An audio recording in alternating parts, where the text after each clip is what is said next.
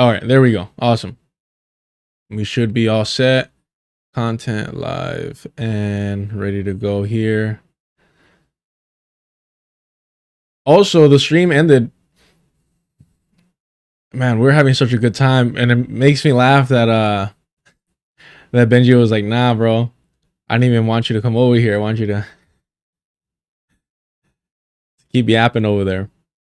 But it's all right. We have to be merciful to Sam Cedar. I mean, we could only, you know, what we put that man through here is,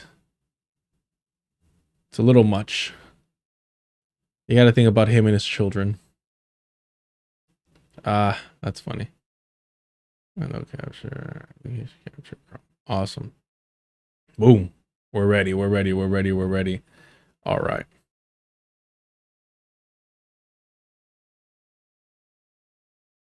Let me tap in with the chat. See what y'all are saying over here.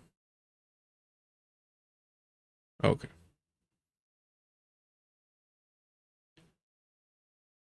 I'm glad you thought it was a great conversation.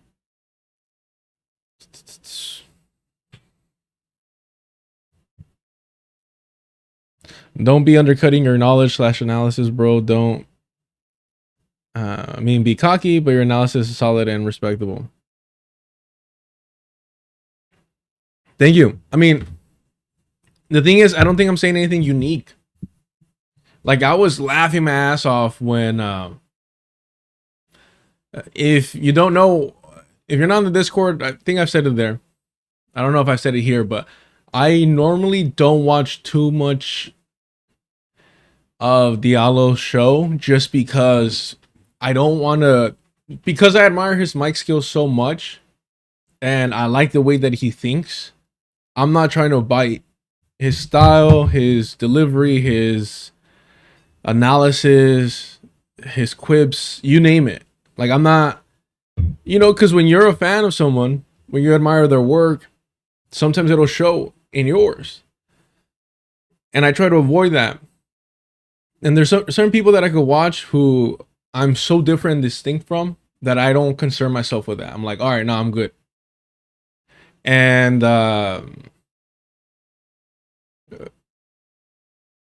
prefer that. I prefer content and individuals who I'm so different from that even if we're saying the same thing, it's going to be so distinct and so different that there shouldn't be an issue there.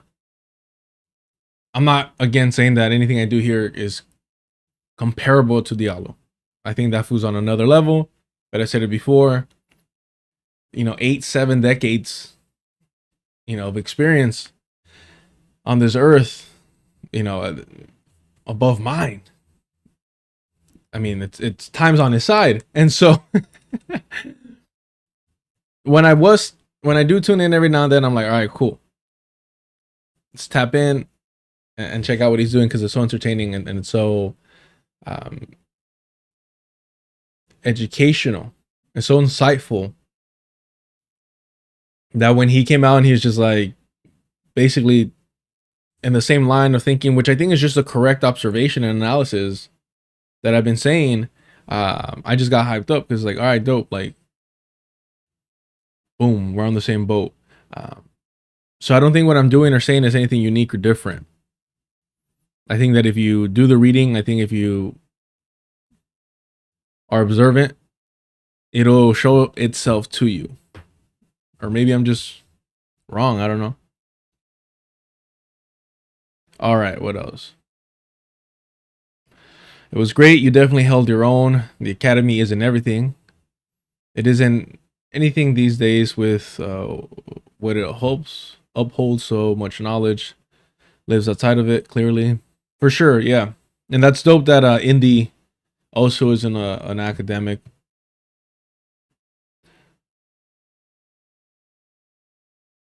Yeah, well, what I said, surplus labor. She says surplus value. Yeah. And you know what's funny? DFTP, I butchered that quote on the Discord as well. Which is not good.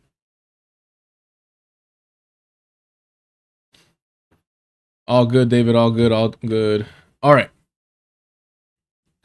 Let's get to, you know what? We briefly talked about this, but the AOC versus MGT thing, we didn't really break down completely. I definitely wanted to go over, you know, I can't help it. Sammy boy, Sam Cedar, is a perfect example of the excuse that these liberals have been taking a part of when it comes to obscuring the conversation between, you know, the criticism of MGT, excuse me, of AOC in regards to working with MGT. Look, bro, you're in politics. You've agreed to participate in all this nonsense. For me to believe that suddenly you have a moral compass and who you'll work with and who you won't work with is, bro, it's absolutely nonsense. Let me see if it's this one. I think it's the 11th, but let me make sure.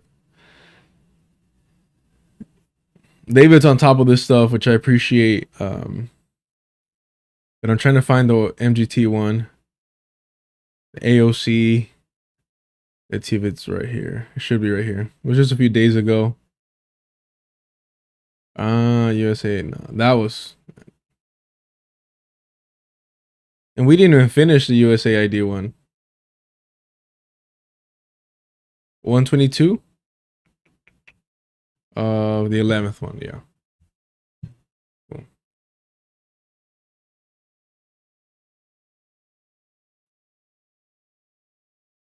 All right, here we go. Somewhere here. Cool. We'll start off with this. Well, yeah. What is it? I always butcher her first name. Marjorie Taylor Greene. All right.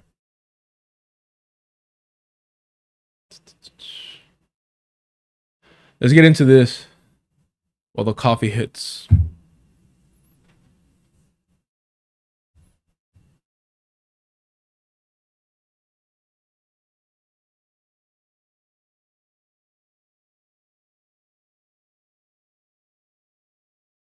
That set off this firestorm.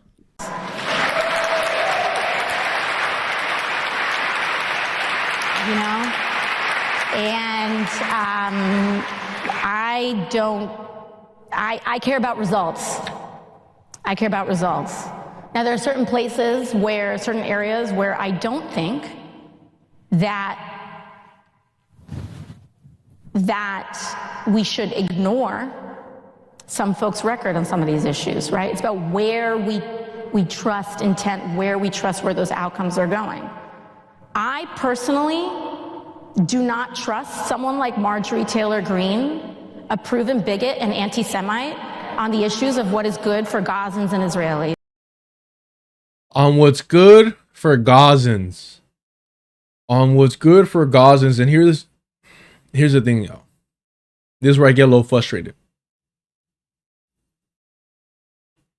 At this point, what more do you need AOC to do to let you know that she's aligned with Zionism, with the Zionists? Okay, she's aligned with liberal Zionists. Amazing, so brave. So glad to have brown representation in these places. Okay, awesome. But we have to acknowledge the reality of that. The reality is that AOC has time and time again proven that she will align herself with Zionists. Whether we like it or not, whether they like it or not, you know, the rat libs. This is just the reality of things. And yes, it started with the Iron Dome vote. And the thing is, you'll see individuals like Hassan Piker, Sam Cedar, you name it, excuse her support for the Iron Dome vote by saying, no. Everyone's lying about her. She never voted for it. She abstained. And the thing is, well, no. The problem is that she switched her no vote to a no vote, right? From a no vote to abstaining, excuse me. And why would you do that? What is the benefit in that other than to signal to the Party establishment, Democratic Party establishment, that you're going to play ball. And so once you start accurately analyzing this, or her movement, the way that she's been operating, you can't give this shit a pass. You can't give her saying Gazans a pass, because she's very well aware of what she's doing and who she's actually speaking to, and it's not us. It's not us. She's not speaking to us. She's not performing strictly for us. And so when she tosses in things like Gazans instead of Palestinians, that is strategic. That is a calculated move. Let's not downplay that shit. But of course they will. I don't know if Bree and Sana are gonna jump on that, but you have to be aware of these details, the detailed moves that these liberal Zionists do. The reason why I hyper focus on liberal Zionists is exactly for this reason. It's insidious. It's in the fucking details, right? The devil's in the details with these people. And you cannot let it slide. You might be called a hater, you might be called paranoid, you might be called like just nitpicking, all this nonsense. It's very simple. Why would she in 2026 say Gazans and not Palestinians? In 2026, it's unacceptable. And with her track record, and everyone's, oh, look at her voting record though, this and that. Her track record of aligning with Zionists, whether it's Theo Bernie Sanders, or it's, you know, creating this fake distinction between offensive and defensive weapons. Absolute nonsense. Yeah, Bernie is her mentor. And here's the, like, I'm not the one coming out here saying, oh, Alejandra Ocasio-Cortez is Jewish. She's the one like bragging about like, oh, actually, I'm Jewish. Okay. And what do you want us to do with that information? Like, what does that mean? Do you identify as Jewish because your family allegedly hid it, or what are we doing here? Again, these are all signaling and communicating with the establishment that she's not going to rock the boat. I know. I don't think that it benefits our movement in that instance to align the left with white nationalists.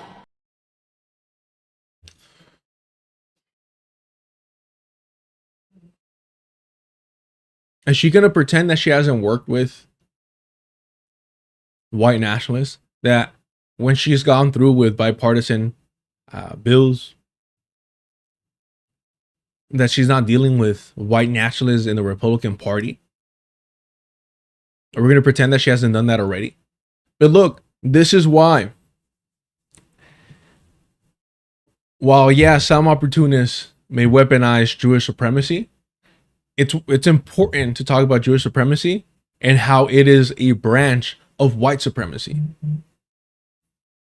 And so you have to talk about it and be like, okay, so you're not willing to talk to white supremacists, white nationalists, but you're willing to have a Jewish supremacist be your mentor. So obviously people like Alejandra Ocasio-Cortez and the people that support her, the Hassan Pikers, the Majority Report, Sam Cedar, the Vanguard, you name it, Crystal Ball, Kyle KKK Kalinske, they actually do not view Zionism and Jewish supremacy equivalent to white supremacy. A lot of them downplay white supremacy in general. But when you can say, oh, I'm unwilling, I'm so principled that I'm unwilling to work with white nationalists and white supremacists, but Zionists and Jewish supremacists, that's my deal. Again, there's a reason why I brought up that example of, if I were to say that Nick Fuentes is my primo, oh, that's my primo right there, Nick Fuentes. People be like, yeah, I'm going to unsubscribe, bro. Like, I'm not going to help you out. I'm not going to support the channel in any way. Rightfully so. But Alejandra Ocasio-Cortez can call a Zionist Jewish supremacist like Bernie Sanders her tío. And everyone's like, oh my gosh, run together, please. The new ticket right here, 2028. I don't think it serves us. And so I think it's about looking at the context, the place, the results, the outcomes, intentions, and where we think that train would go. But as far as what someone says about me, I could care less. And, I think it's really about what our outcomes are. And to be honest, there are some areas where things will not get done if they're partisan. Just quickly, when she says, I don't care what it says about me, I'm above it. Right? It's like, bro, do you not remember when AOC is at the left for not supporting her or some shit like that? Or like always complaining? What was it? Oh, here he goes.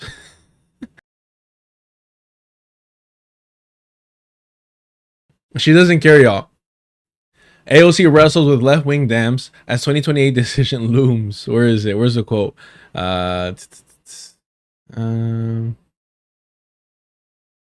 I want the actual quote here. Did she not say it directly? Or was somebody speaking on her behalf? Oh, here it is. No, this is Ryan Grimm.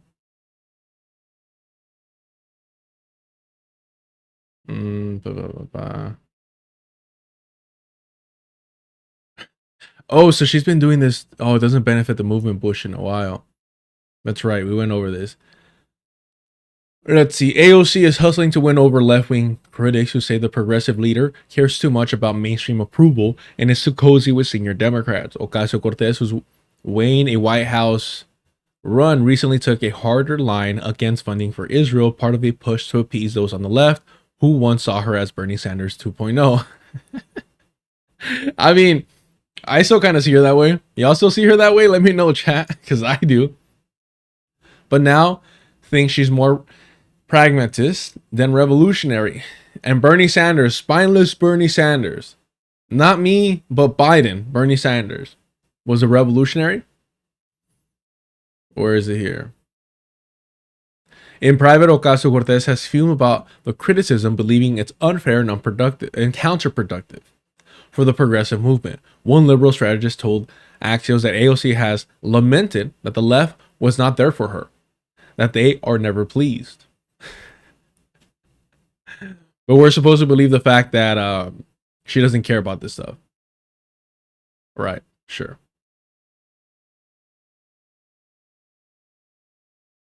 We care less. And, as far as what someone says about me, I could care less. And, I think it's really about what our outcomes are. And to be honest, there are some areas where things will not get done if they're partisan because they are anti-establishment. There is bipartisan consensus on keeping and protecting stock trading in Congress. And so it's going to require a massive bipartisan consensus of people willing to come together across those differences to get it done. So when it comes to stock buybacks,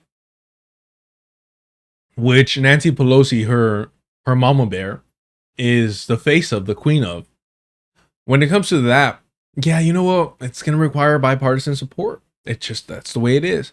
When it comes to the Zionist entity, apparently, it's impossible to have any form of bipartisan support. So, the genocide of Palestinians, that's just not enough for AOC. That's just not enough for her. Stock buyback, that's something important. That's something valuable. Yeah, that for sure. That she can make an exception for. It's fucking sick. It's sick, man. And I'm laughing because I'm like, who buys into this shit? Are you not listening to the same thing we're all listening to? Do you not hear what she's saying? She gave up the example. She gave the example of when and how and why she'd be willing to work in a bipartisan manner. But apparently, at least trying to restrict the Zionist entity's genocide of Palestinians, of Gazans, according to AOC, that just doesn't cut it. It doesn't cut it. And of course, if you say that, if you provide that analysis to this clip here, you're just trying to destroy the left. You're a wrecker. You're hurting the movement. It's unproductive. It's counterproductive, in fact. Fuck it, man. All right. Marjorie Taylor Greene responded on Twitter, writing, AOC refused to vote for my amendment to strip funding to Israel. She can run her mouth all she wants, but votes are the only thing that matters, not a bunch of words and nasty name calling. You know what this just reminded me of? Or what was it that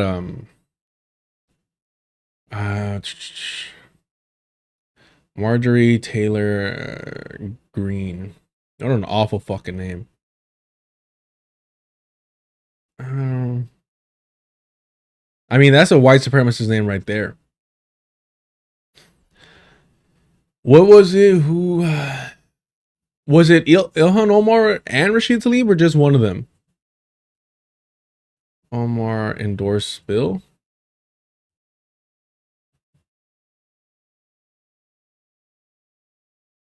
Where was it?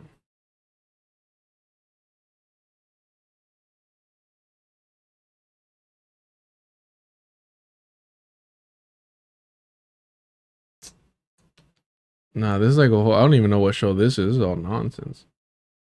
Let me find it.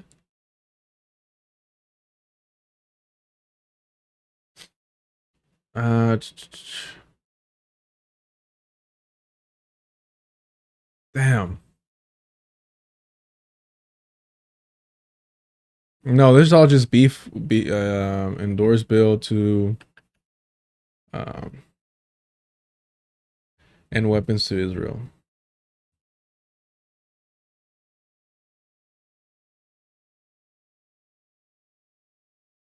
Huh. Is it this perhaps? Oh, this is interesting. This is from 2025. Let's look at this real quick. I don't think it's exactly what I was looking for, but this is interesting. Well, Ilhan Omar gets right and AOC gets wrong on Israel. Mind you, this is MSN Now, bro. This is MSN Now. 2025. How embarrassing. Ilhan Omar published a post on next Tuesday condemning the House's recent passage of a defense spending bill that included a new round of military aid to Israel. Quote, the genocide of the people of Gaza continues as members of Congress vote to funnel Israel's defense and offensive military capabilities. This is immoral, and no amount of excuses will ever make it okay, she wrote. At first glance, the post might appear to be a standard criticism of bipartisan support for the steady flow of U.S. aid to Israel from a left-wing member of Congress. But one word signals it's more than just that. Omar's mention of defensive capabilities also serves as a pointed critique of one of her closest colleagues and ideological allies in the House, Representative Ocasio-Cortez. The two members of the squad of progressive lawmakers are among the most vocal critics of Israel on the Hill, but they diverge recently on an issue of whether the U.S. should fund Israel's missile defense system, including the Iron Dome, which uses missiles to intercept incoming rockets and other short-range aerial threats to Israel. Representative Marjorie Taylor Greene proposed an amendment to the defense spending bill designated. Excuse me. Here, let me collapse this a little bit more. There we go. Representative Marjorie Taylor Greene proposed an amendment to the defense spending bill designed to cut $500 million for Israel's missile defense. She also proposed several other amendments on foreign aid designed to, among other things, cut off aid to Ukraine and disaster relief for foreign countries. Jeez, all right. Greene's Israel amendment only received votes from the libertarian-leaning Republican Representative Thomas Massie of Kentucky and a handful of progressive lawmakers, Omar, Rashida Tlaib of Michigan, Summer Lee of Pennsylvania, and Al Green of Texas. Again, AOC is trying to put herself above these individuals, above Ilhan Omar, above Rashida Tlaib, above Summer Lee and Al Green. All right. Now, Al Green is a little bit whatever. But the point is, when we're talking about Omar, Tlaib, and Lee, sorry, I don't know why as soon as I said Lee, I heard Lee, and then Carter, Lee, Carter. Man. A rush hour is just one of the... Anywho, okay, I'm not saying anything new. So, it's interesting because certain liberals, radicals will tell you, yeah, you know, these three individuals, specifically Omar, Tlaib, and Lee, are better on this subject than AOC. But instead of focusing on that and demonstrating that AOC needs to step up, they're going to try to muddy the waters and focus not on these three individuals, demonstrating that, yes, you should be working in a bipartisan manner to alleviate, at least alleviate the genocide of Palestinians being carried out by the Zionist entity, right? This wouldn't end it, but it would alleviate just the massacre occurring, the extermination happening. And apparently AOC is a better politician than the three of them. Apparently AOC, her conscience is more clean, refusing to work with MGT on this, than a Palestinian and Rashida Tlaib. Wow, so fucking amazing. That's never brought up. That's never brought up. Instead, they want you to focus on MGT's record. I don't give a fuck what her record is. This is something that should have been supported. And it was supported by the right people. Once again, except AOC. And I've brought this up before. When Rashida Tlaib was protesting against Benjamin Netanyahu, you saw Ilhan Omar, you saw Summer Lee there supporting her. You did not see Alejandra Ocasio-Cortez. Let's see. What was it? Yeah.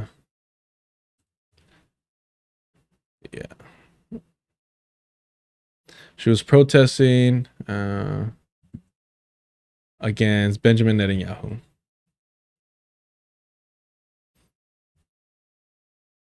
Misspelled everything there.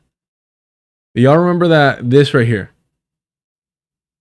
But she wasn't by herself, at least not the entire time. There was other people supporting her there. Let me see if I could find it. But AOC was once again missing in this. And I'm trying to see where we could find it.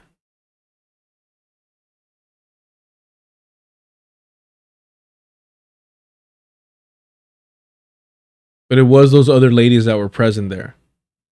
Also, when she was giving the speech, AOC was not present.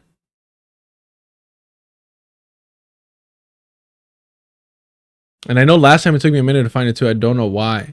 Why it made it seem like she was just there by herself. I'm not sure who this is next to her. It might be her sister who led maybe Fox has it.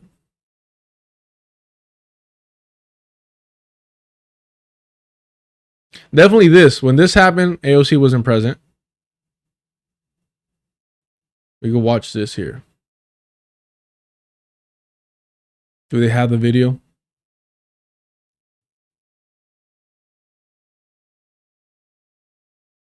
It's funny that it looks like it's a screenshot of somebody else's video. That's hilarious.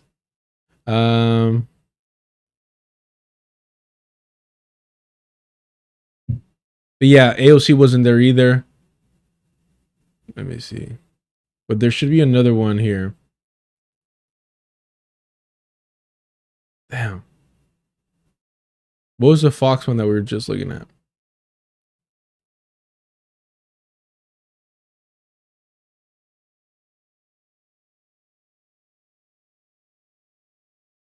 Maybe Fox will have it. Let me move this AC thing.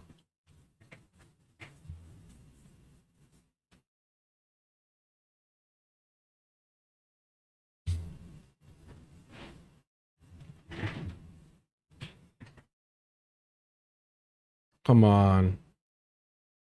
How are we getting ads over here?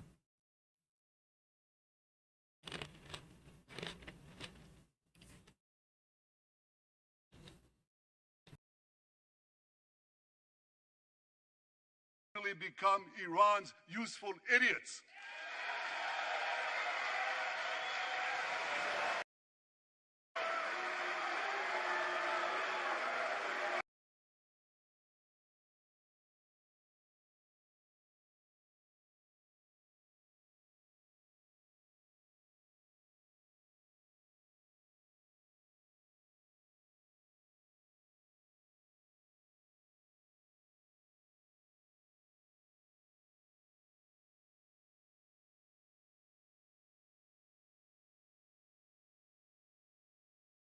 Here we go. Rashida Tlaib, Cori Bush. Okay, yeah.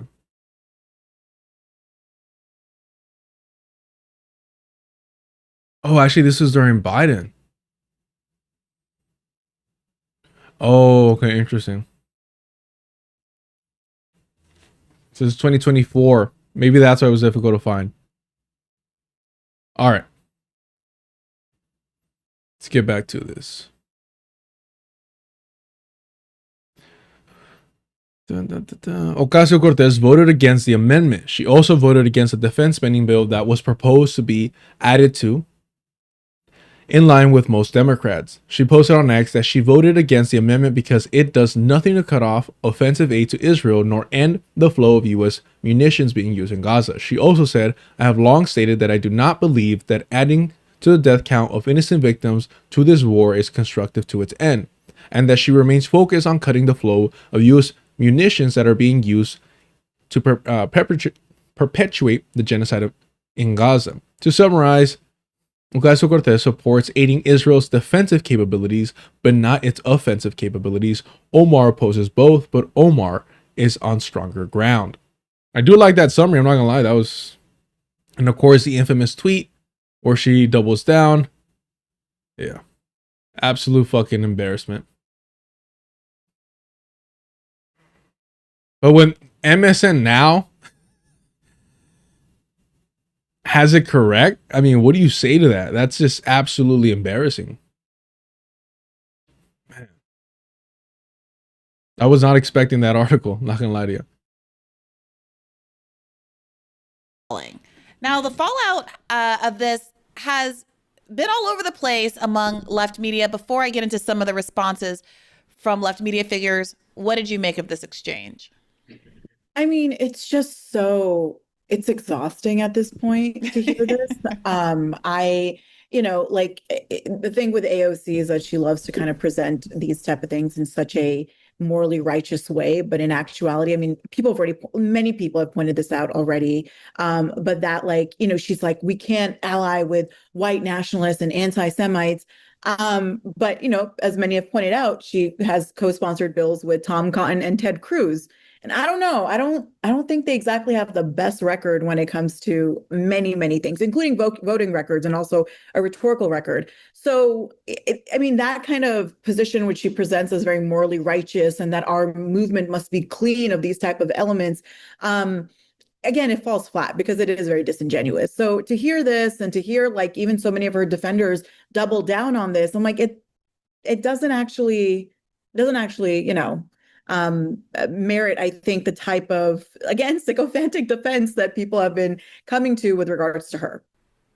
Yeah, the point she makes at the end that that is true, right? That there is a bipartisan consensus around a lot of corporate priorities, I would say, including Israel. But she references insider trading, stock trading.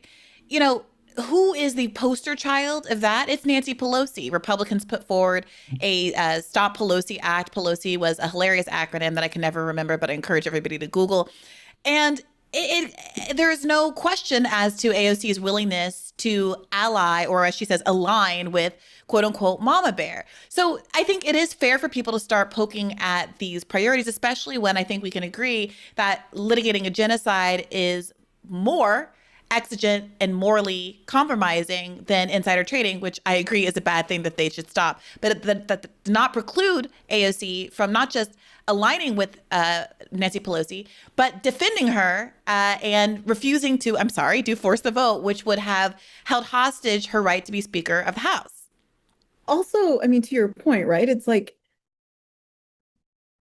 AOC finds it more morally reprehensible to align herself for one bill, which, by the way, she also ends up, right, throwing under the bus Rashida Tlaib, Ilhan Omar, and I can't remember who also voted for that bill. I mean, also, like, they're never, ever part of these conversations. It's always going to be AOC versus everyone. But she finds that so incredibly morally reprehensible, but it's okay, and in fact commendable, for her to openly and proudly align herself with Joe Biden. Joe Biden, yes, who has so much blood, and that's not a matter of debate either. That's not like, well, you know, no, there is no debate with regards to how much blood Joe Biden has on his hands. There is no debate that the single most powerful Zionist, by virtue of what he allowed to happen through his support to Israel, giving them a blank check to execute that genocide. There's no debate or question about that. And to me, what's been so frustrating about this conversation, we can talk about it some more, is that genocide, the extermination, the intentional extermination of a nation through various means, like so of the Palestinians, is being treated as just a policy that we can debate and discuss, and it's like a matter of degrees. And oh, well, you know, AOC should have maybe consider apologizing for that little stupid thing she said at the DNC. That little stupid thing that she said at the DNC carried more water for the genocide of the Palestinians than Marjorie Taylor Greene ever did. And look, normally I don't like to cover shows or just streams, episodes, what have you, that have just, you know, came out. I just realized this came out 3 hours ago.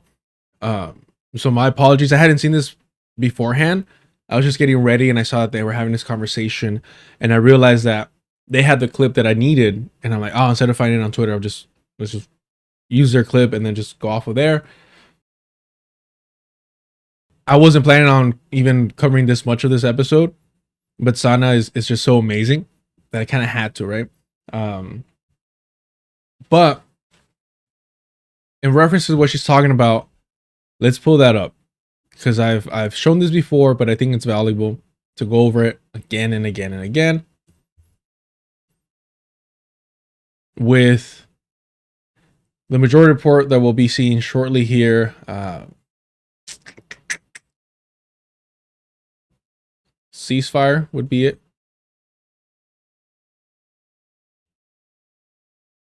Yeah. But I want the actual, yes, here it is. Let me play this for y'all and give me 1 sec. And she is working tirelessly to secure a ceasefire in Gaza and bringing hostages home. And she is working tirelessly to secure a ceasefire in Gaza and bringing hostages home. And she is working tirelessly to secure a ceasefire in Gaza and bringing hostages home. Just no hesitation. No hesitation to lie to continue the genocide of Palestinians. Look at her. She knows she's going to get rewarded for this. She's like one step closer to 2028. One step closer to 2028. That's what she's thinking. That's what she's thinking. It is the fact that she's still considered part of the left, even for Democratic rad lib standards. After this is absolutely atrocious. The DSA is an absolute fucking farce, a joke for not immediately disavowing AOC after this. And okay, maybe not after this. And definitely after Harris's book admits that this was never part of the plan. That ceasefire was never a real option. That it was never being pursued in a legitimate manner. What does the DSA do? Oh, well, now she promises that that she's against offensive and defensive weapons. We're gonna endorse her. All right, cool. Again, the DSA is just the PR, the fucking update version of what the Democratic Party is. They're providing the young, fresh faces for the Democratic Party. The DSA is not a political party. It is a political organization meant to help, aid, and continue the Democratic Party's fucking misdirection, misguiding, opportunist behavior towards the working class. And look, people recognize this for what it was. In fact, they showed some bravery. Let's listen in. Talking about the shared humanity, I would have much preferred for her to do that than to not be, than to repeat the Biden administration line about the ceasefire. But that line too, in particular, working tirelessly, is literally the exact words that Harris uses every time she's confronted with this. And it is, and Biden too. And it's, the thing is that there is a, even if I was to accept that premise, there is a willful refusal to use the leverage that would make it a lot less tiring. I mean, you know, you can, the bottom line is, it's one thing to say, like, we're working this, you know, in the most inefficient and most ineffective way possible, but we're doing it a lot. We're going up a hill on a bike and we're using the first gear. Why don't you just switch to the higher gear? With the brake too. Right, exactly. right. And she also centered the hostages, again, this is just copy and paste, as opposed to like the reality of what the Israeli government is doing, which is sacrificing the hostages for genocide. And I'm shocked to see when she came on the House floor a few months ago and said this is genocide and had strong language. This is a very different tactic that she's taking, and they kept cutting to Kathy Hochul in the middle of her speech. Maybe she wants to run for governor, maybe she wants to take Schumer's seat. But I think that we're at a point now where we should be observing the fact that she's making some moves away from the left when she first got elected in 2018. Another indicator of that is saying middle class when working class should be the term that a socialist elected uses. So, you know, she's making say it a good amount in the speech, working class, but that's the Harris. I would remove middle class from my vocabulary, but, you know. I would remove middle class from my vocabulary because I'm just that type of revolutionary. You know, I just choose not to use middle class. I'm above it. Dude, Matt Leck is one of the most pathetic individuals. So versed and so well educated and still works for a liberal Zionist like Sam Cedar. I mean, there's people that have jobs that may be contributing to, you know, disgusting things, but they're not politically aware. They're not, they don't have that cushy job that the producer of the Majority Report provides. So for me, it's like super frustrating because it's like, bro, like, you know better and you still choose to like participate in this nonsense. Yeah, it's fucking gross. It's fucking gross. But you see how the whole gang is like, yeah, this is so disappointing. This is so bad. In fact, they basically say, don't let the door hit you in the face. Talking about the shared humanity. Middle class when working class should be the term that a socialist elected uses. So, you know, she's making say it a good amount in the speech, working class, but that's the Harris. I would remove middle class from my vocabulary, but, you know, she's on a different trajectory right now, and good luck. Yeah. She's on a different trajectory, and good luck to her. And then what happens? If you're under the age of 40, what's going on in Israel is in Palestine and Gaza in particular, obviously, and the West Bank for that matter, is very different from your perception if you're over the age of 40 because of where you get your media. I have said this directly to Democratic leadership. I've communicated this to the White House, that this is our Vietnam. This is our, not just like in terms of the party, but this is just our country's Vietnam. And what I think a lot of people do not yet understand is they think this is, that some of these hemorrhages are maybe ideological. They think maybe it is like an ethnic thing. I don't think there is appreciation yet about how generationally radicalizing this moment is, and how shocked people are at how far just like the general inertia is willing to go, as if we're not seeing what's happening right before our very eyes. I mean, we are now at the point where, you know, where I exist, me calling this a genocide, going to the House floor, delivering a speech saying that the administration is aiding and abetting this is so far beyond the fringe, so far beyond the pale. This is also part of what this dynamic was in this vote too. It came up like, let's just be. You're taking her out of context. What else was she saying, bro? The fact that Emma Vigeland, Sam Cedar, Matt Legg, none of them. You go check this out. AOC reacts to Elon tanking U.S. government with a single tweet. That's the name of the episode. You go watch the entirety of it. Go check it out. At no point do they ask her, why did you lie to the DNC? Why did you claim that Harris, Biden were working tirelessly for a ceasefire? At no point. All that energy that we just saw, gone. The majority report is a Democratic Party wing. In terms of, I'm start that over. The majority report is a propaganda wing of the Democratic Party. And this is evidence of it. Let's see some more evidence of it.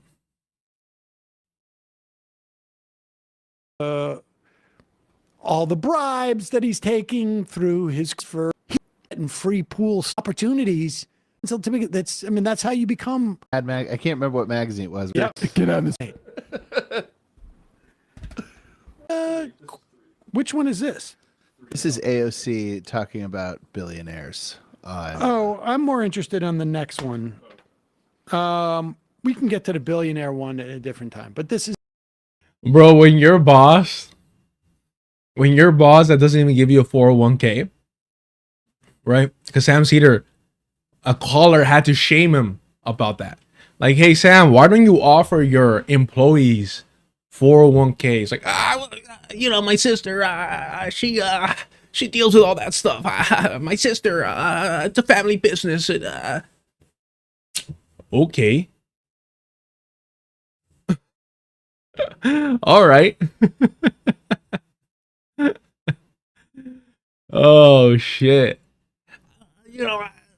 As a capitalist, as a petty bourgeois myself, I don't really feel comfortable talking about the billionaires. Which again, the whole billionaire bullshit is just fucking exhausting. Stop with the billionaire. We talked about this yesterday. Stop with the billionaire bullshit. There's a reason why they don't say millionaire anymore. It's because they're all becoming fucking filthy rich. They're all millionaires. So now it's like, quick, look over there. When instead it should be about the capitalist class, which both the Republican and Democratic parties serve. This has been like an ongoing like debate, and frankly, it's sort of just there. Let's be clear here. I mean, no politician. Here are the principles. No politician is going to make you happy 100% of the time. And bro, the condescending way that these white liberals are, like, let me tell you something. Life is tough. And you're not always going to get what you want in life. No fucking shit. Are you talking to like a bunch of kindergarten? I mean, yeah, I guess if you're a supporter of the majority report of that liberal Zionist propaganda, and you don't recognize that liberal Zionist propaganda, you're essentially a fucking, you're a child.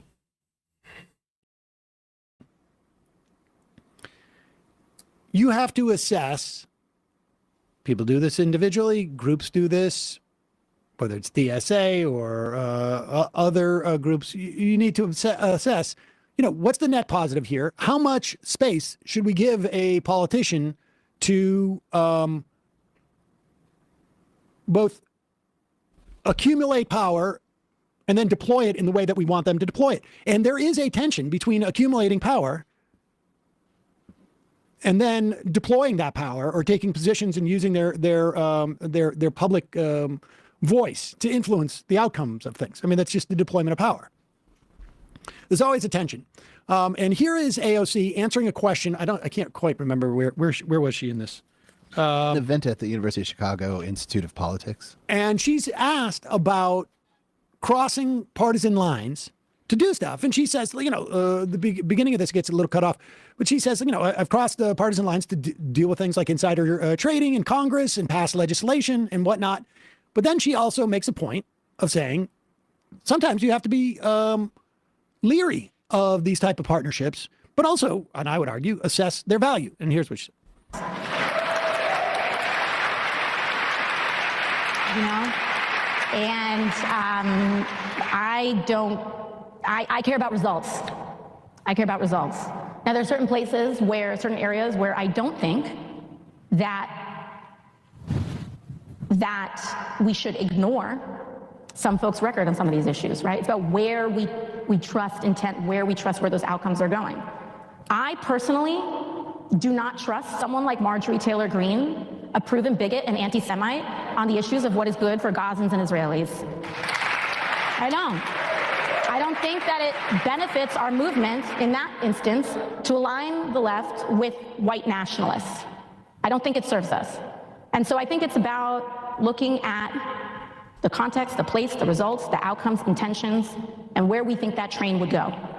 But as far as what someone says about me, I could care less. And you know, I think it's really about what our outcomes are. And to be honest, there are some areas where things will not get done if they're partisan, because they are anti-establishment. There's bipartisan consensus on keeping and protecting stock trading in Congress. And so it's going to require massive bipartisan consensus of people willing to come together across those differences to get it done. All right, so apparently this was a controversial thing to say. Now, Marjorie Taylor Greene has been speaking out about Israel. She has been speaking out against Trump's refusal to release the Epstein stuff. I don't know that she said anything else that will aligns with my politics, but the idea that we, as the left or any that there should be some type of partnership here is just absurd. I am happy she's doing it. Bro, the way these people fucking act. A partnership, a marriage. The fact that we have to love each other and hold hands and sing Kumbaya for the rest of our lives. Like, I just oppose that. Nobody's fucking talking about partnerships. Nobody's talking about starting a third party together led by AOC and MGT. Nobody's talking about that. It's just strange that once again, Alejandra Ocasio-Cortez refused to oppose sending weapons to the Zionist project, that she went out of her way to make a distinction between offensive and defensive. And we explained and talked about this before. The Iron Dome and any defensive weapon is doing what? It is defending from who and defending who or whom? I don't know. It's defending against indigenous resistance to settler colonialism, and it is protecting, it is defending the Zionist colonizers.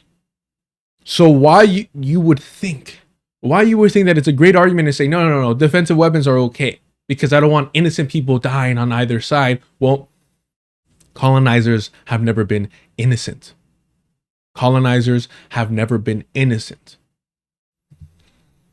Nobody's talking about a lifetime partnership here. It's just politics. Bipartisan support for a bill, for an amendment. That's it.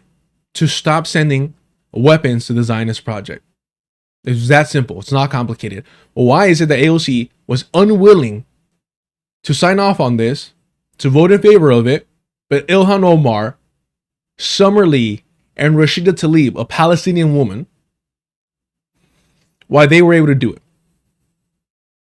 Do you think Sam Cedar's ever going to raise that concern? Of course not. Of course not. Because he said himself, he doesn't think that the Zionist project should disappear. He has never called himself an anti-Zionist. He is the anti-Zionist.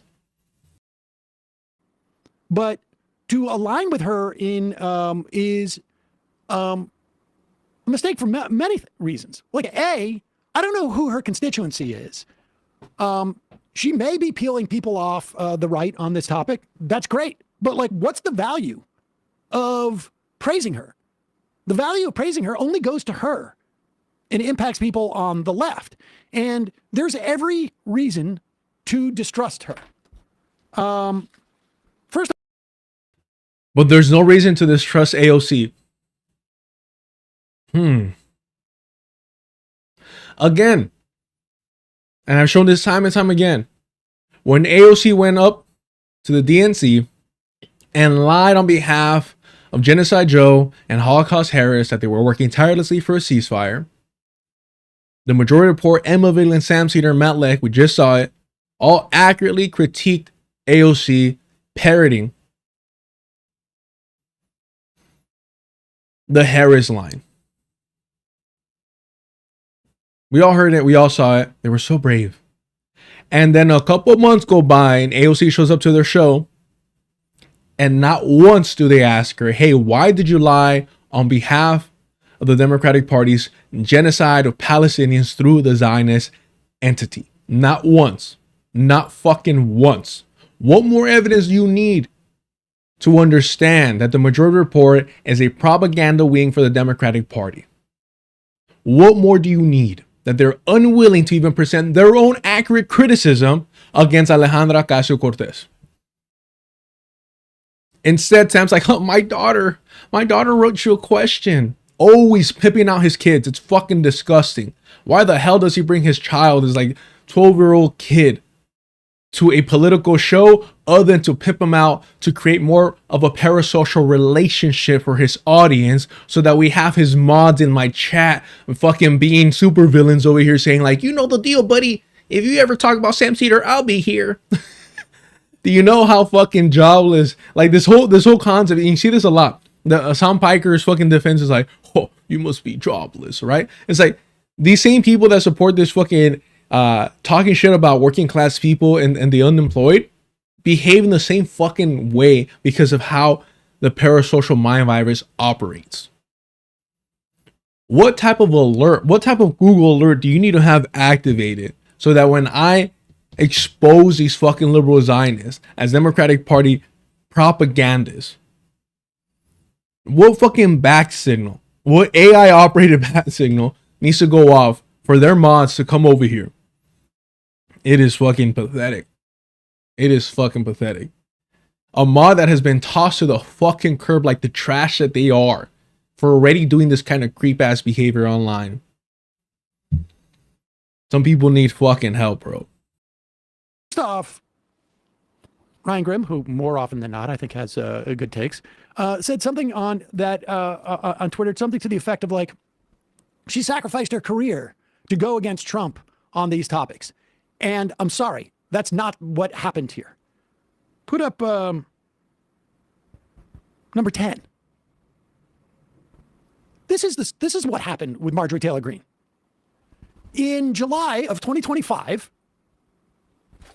in the Georgia Recorder, Congresswoman Marjorie Taylor Greene says she'll not run for governor just weeks after taking a pass on entering Georgia's U.S. Senate race. Greene, a close ally of President Donald Trump, announced Tuesday she will not run for governor in 2026, citing a desire to focus on her district. She wants to focus on her district, okay? Incidentally, that's the first fucking lie. Yeah. Because the focus lasted, from that moment, only 6 months. Not even 5. And a distaste for what she called Georgia's good old boy political system. Yeah. I am humbled and grateful by the massive statewide support that I have to. And it's hilarious because like he never curses. He never really curses, but you hear it here. Because he's like, oh, they're going after my queen. Mi reina. 26, citing a desire making a Georgia in July.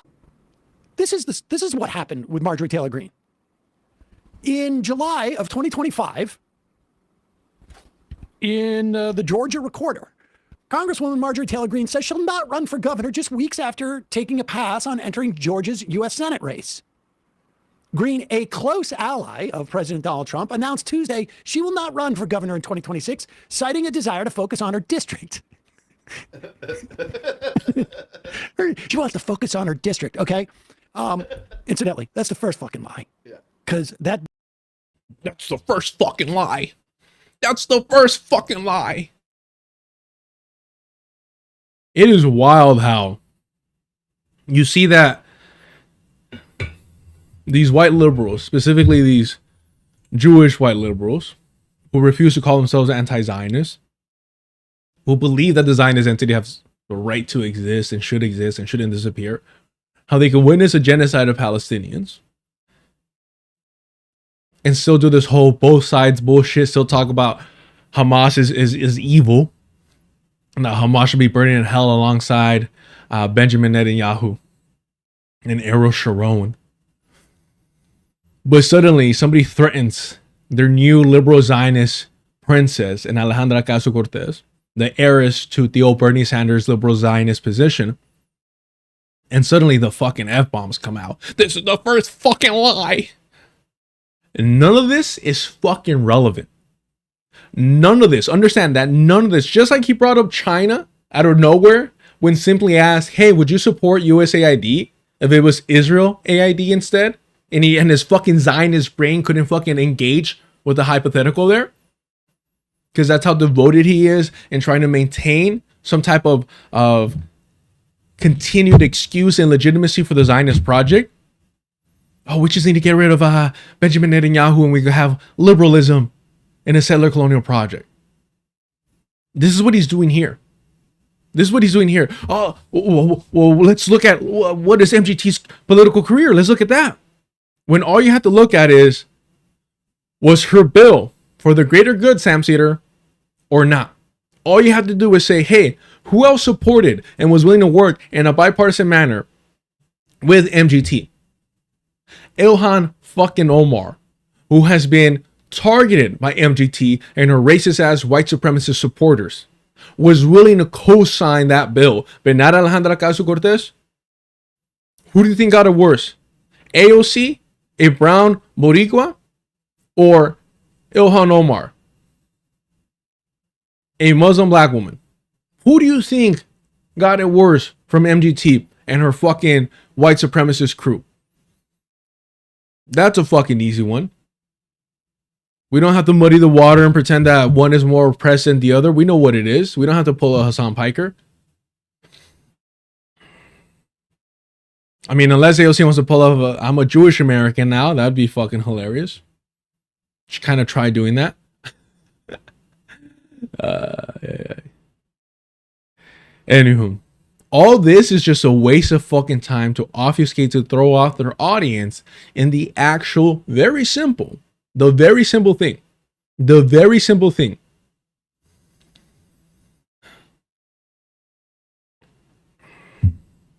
And of course, you have his mods defending fucking Nazis over here.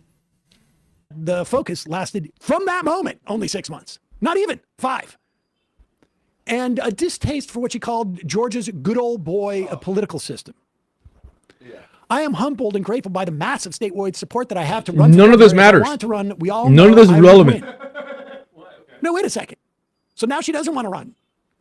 It's not even debatable. The Rome Republican wrote in held by John Offset, reportedly under pressure from members of her party, including Trump, who were concerned that she might win big. He was top 10% fundraising in all House incumbents. And of course, just like Sam Cedar, his mods who have a parasocial devotion to these liberal Zionist propagandas. I'll make it even more simple. I'll slow it down even more. In fact, this might explain why Sam Cedar needs to take so many pauses to allow his audience to catch up. What we're saying here is, why is it that Ilhan Omar, Summer Lee, and Rashida Tlaib were willing to co-sign a bill to stop arming the Zionist entity, and AOC wasn't? No one here is calling for them to vote for MGT. Nobody here is calling for her. Nobody here is calling for any one of them, and her being AOC, to vote for MGT to get into office. Holy fucking shit. But go ahead, go defend this fucking white supremacist butcher of Iraq and Afghanistan, Rand Plattner. These motherfuckers are okay with white supremacists as long as they're in their fucking team. As long as they're Democrats, they love themselves some white supremacists, whether it's fucking Joe Biden, Hillary Clinton, who was fucking trained and coached and mentored by a fucking Klan member. No different than AOC being trained and coached by a fucking Zionist like Bernie Sanders. These people are fucking despicable. They are our enemies. They're putting our lives at risk, and they are normalizing all the variants of white supremacy. Their fucking newest hero over here, Zoran Mamdani, said it himself. He was going to have all types of Zionists in his administration because they're here to normalize that shit. It's very easy to call out the rabid ones, but when you call out the Sam Cedar ones, when you call out the Norm Finkelstein ones, the Gabor Mate ones, suddenly there's a fucking problem and you get called an anti-Semite. You say we. Who are you referring to when you're talking about Sam, huh? I don't know. It's European. Hold on. You're talking about white people or are you talking about Jewish people? No. I'm not a Grand Planner fan. I swear it. Shut your fucking mouth then. Voting for somebody to get into office is very different than working with somebody who's already in fucking office. Holy fucking shit. How stupid are their fucking viewers, their mods? How fucking stupid are they? They can't distinguish the difference between, hey, you're already in power. You already have power, and you're presenting a bill that's going to limit the slaughter, the extermination of Palestinians by the Zionist entity. Let me work in a bipartisan manner with you in this bill. Versus, hey, I'm going to go vote for the butcher of Afghanistan, the massacre of Iraq. You fucking moron, bro. Absolute fucking brain dead, brain rot, just like your fucking hero, Genocide Joe. And this is what Sam Cedar does to fucking people. He is nothing but a bootleg Ben Shapiro, another Hollywood fucking failure, proving, doing their job at combating anti-Semitism and proving that even a mediocre white Jewish man can't make it in Hollywood if they're fucking talentless. Congratulations. Thank you for combating anti-Semitism. You're doing the fucking Lord's work. God damn. But understand that she was also, do we have this down here? Trump wanted her out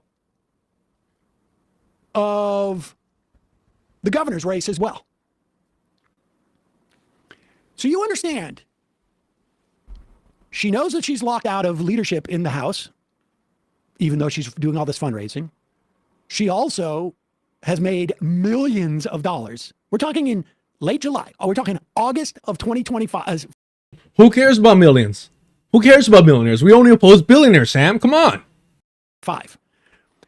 She's made all this money. She's raised all this money for Trump. She has kissed his ass. She was his loyal soldier in all of the fights about Speaker of the House. She backed down, I think, at one point because Trump said, heel. She vanquished Boebert for Donald Trump's heart. Keep in mind, and again, the reason that Sam Cedar, just another point of evidence that he is a fucking Zionist, that he's a Jewish supremacist, not just in his belief that the Zionist entity should continue to exist in whatever fucking form they justify settler colonialism, liberal or not. Understand this. The fact that he's like, oh, can you believe that MGT was supporting Trump left and right? Meanwhile, Alejandra Ocasio-Cortez, alongside her Theo Bernie Sanders, her Zionist mentor, were the last ones fighting for Genocide Joe to remain in the race. Y'all remember that? What is it? Oi. AOC encourages or supports, let's go with that, Biden to stay in the race. Supporting this fucking white supremacist. The Zionists, look at holding hands, holding bloody fucking hands. She looks like a fucking telenovela villain, bro. She's like with the hacienda fucking owner over here. Pinche vendida. God damn. This is okay though. This is okay because according to Sam Cedar, Jewish supremacy, Zionist, it's fine. And I make that distinction because I don't think Joe Biden's a Jewish supremacist. He's a white supremacist that supports Zionism because Zionism is a white supremacist ideology that supports Jewish supremacy over the indigenous people of the land that they've colonized. At a moment of existential turmoil for President Joe Biden, Representative Alejandra Ocasio-Cortez has stepped up as a firm ally to the embattled incumbent.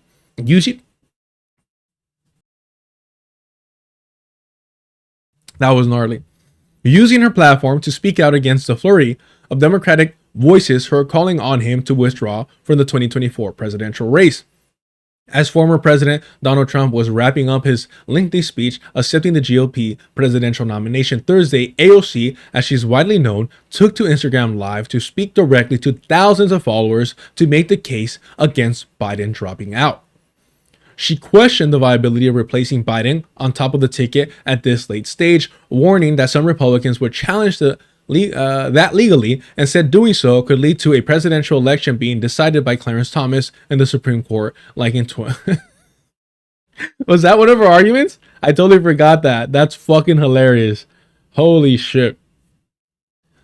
Oh, that's funny. Ocasio-Cortez emphasized repeatedly that she respected the view of ordinary voters who want to see a change atop the ticket, and said she wasn't guaranteeing that Biden would win if he stayed in the race, but she warned that things could get more chaotic for Democrats if Biden were to make the extraordinary move to end his campaign just weeks before the Democratic convention. Bro, by the way, why the fuck would the Supreme Court get involved with who the Democratic Party chooses as their nominee? What nonsense is this? If you 10,000%, oh geez, bro, I hate when people say 110%. I'm sorry, Cyborg, I hate when I see the 110%. But if you're going 10,000%, okay, Vegeta, sure. Are super convinced that the candidate or president cannot beat Donald Trump, then then do what you think is in your good conscience. But I have not seen an alternative scenario that I feel does not set us up for an enormous peril, she said. And a twist for the left-leaning Ocasio-Cortez, her comments make her among the more forceful pro-Biden voices of the party right now. While over 10% of the congressional Democrats have called for Biden to withdraw from the race, few have spoken out to criticize those voices and to make the affirmative case for him to stay in, with party leadership saying they'll support any decision he makes. While backing the president, Ocasio-Cortez and her prominent progressives have in recent days persuaded Biden to embrace several other priorities in a potential second term, including expanding Social Security, capping rent increase, eliminating medical debt from credit reports. Yeah, the fucking credit card guy's gonna do that. The guy that literally made it impossible for us to get rid of our student debt by claiming bankruptcy was gonna do this. Come on now.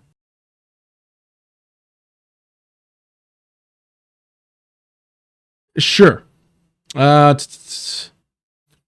Slapping term limits on the Supreme Court was never gonna fucking happen. Stop this nonsense. God damn. Anywho, the reason that she was using this playbook was because of Bernie Sanders, by the way. God damn it. Was this her as well? No. Okay. And then Donald Trump takes her dream of being governor or being senator and squashes it. And she realizes, I don't want to be in Congress anymore. Maybe because there's rumors about her insider trading, maybe not, who knows? And then it's not until a month or two later that she starts going against Trump. And so the idea that and if you think she decided 3 weeks before January 5th to resign, not retire, resign, walk away. Who gives a shit about any of this? Was the amendment that she put forward, Sam, was it going to stop your little fucking Jewish supremacist settler colonial project that you support? Was it going to slow them down in their extermination of the indigenous Palestinian people? Yes or no? That's fucking simple. She's so mad about the Israelis getting weapons and so mad about the Epstein files not being released. She is going to remove herself from the literally 3 or 4 votes that exist in the House that control what the House does at this point. I'm going, does she have 25% it's fucking sad. Power at that point as to where the House is going? Could she not have pulled one or two even Republicans with her if she was voting that way? I don't know. But I'm sorry. She doesn't give a shit about any of this. I don't know. Oh, he cursed again, y'all. Oh my gosh. Apparently, all you have to do to get Sam Cedar riled up enough to curse is to attack the liberal Zionist princess. But notice how when they're wrong, they never actually address the issue.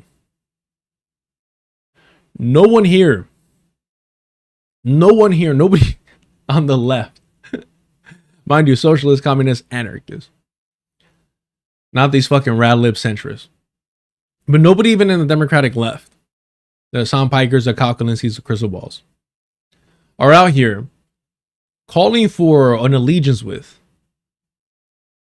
a partnership, a lifelong partnership with MGT. Nobody is. They're simply saying, why wouldn't AOC support her amendment? Just like Rashida Tlaib, Summer Lee, and Ilhan Omar did. What makes AOC so fucking unique, so distinct from them? Well, the very simple fact that none of them are being mentored by the Zionist himself, Bernie Sanders, Sam Cedar's hero. This stuff. Not only that, what's a coincidence is if you look back at where she was, let's just go through some of her tweets months before this.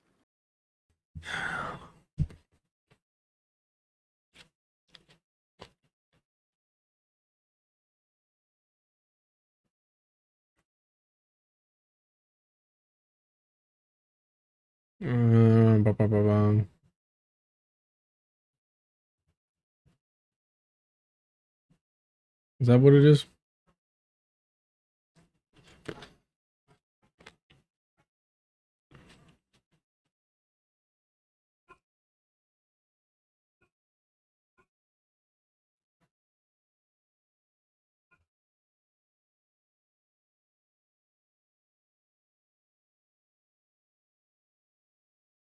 This is why you can't engage with these fucking liberal Zionist supporters. Where's his fucking brother? Grand Planner's brother. Where's his Zionist little fat fuck, bro?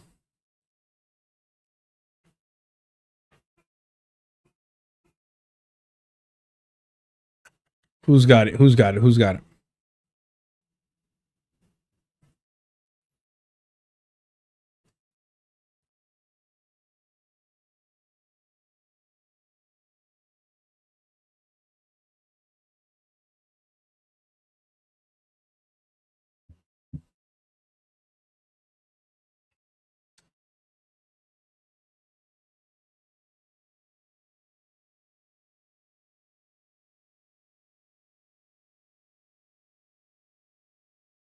If anyone believes that Grant Plattner is anti-Zionist, you're a fucking moron, bro. Absolute fucking moron. Gotta be careful here.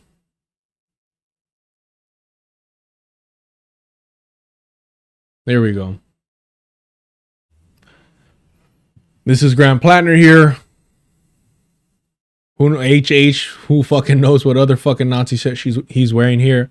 But he's with his fucking Zionist. Again. This is what the majority report pushes. Zionist fucking bullshit.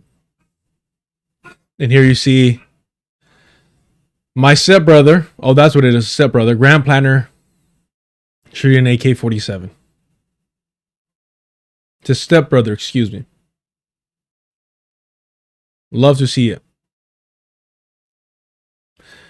The Afghan government overthrown by the Taliban never existed, ex-soldier says. This is Grant Planner in this conversation. You love to see it. Former U.S. soldier discussed how myths, bad data, desire for promotions, corruption, and waste underpinned the Afghan war. They believed that because they had to, they couldn't bring themselves to admit that this might not be real. It was just a sham, said Grant Planner, who served in Iraq and then Afghanistan as a U.S. soldier and later as a security contractor. Military officers are not trained to admit that maybe We can't do this. Why the fuck is Grand Planner talking to the Jerusalem Post if he's anti-Zionist? Why is he all buddies with his stepbrother over here, who's a devoted fucking Zionist?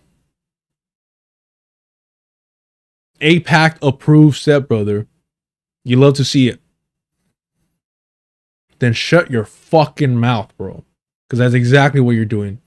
These hypotheticals demonstrate who you fucking are and why you're a fucking mod for the Majority Report. You waste a fucking life.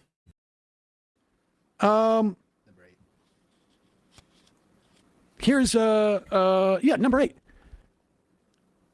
This was back in the wake of the October 7th attack and Israel's genocidal response. Green introduced a censure resolution last week against Tlaib, one of 2 Muslims in Congress. The resolution accuses Tlaib of anti-Semitic activity after she voiced concern over America's continued role in supplying arms to Israel.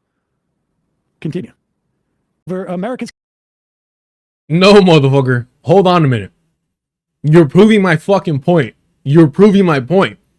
That if Rashida Tlaib, despite all this attacks from MGT and her white supremacist fucking followers, was still willing to sign to that amendment with MGT, but AOC wasn't, what does that fucking tell you?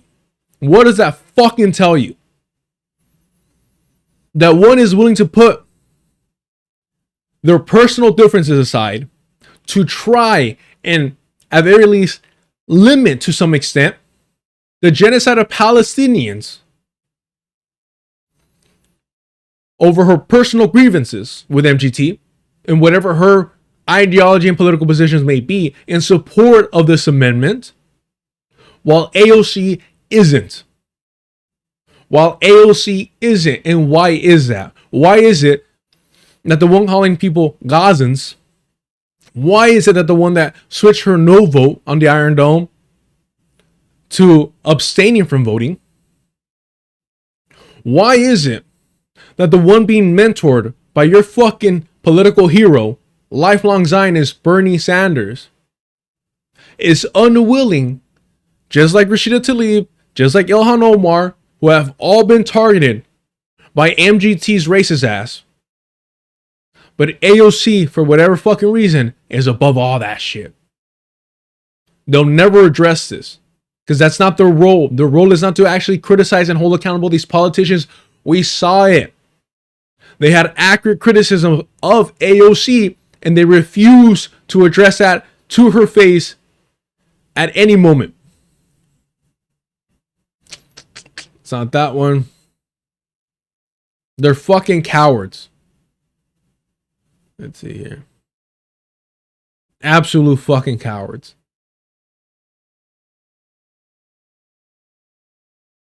Oh, fucking well. How many times do we have to watch this fucking shit for it to sink in?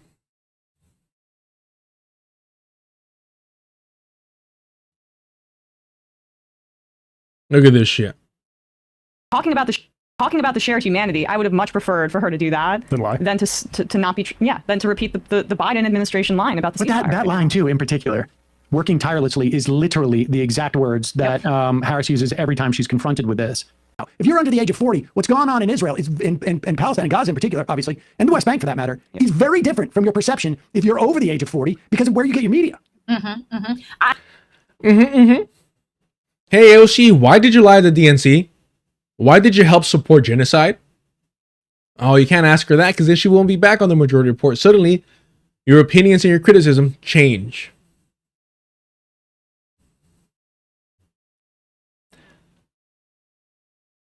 Again, the Majority Report, Sam Cedar, sending their best.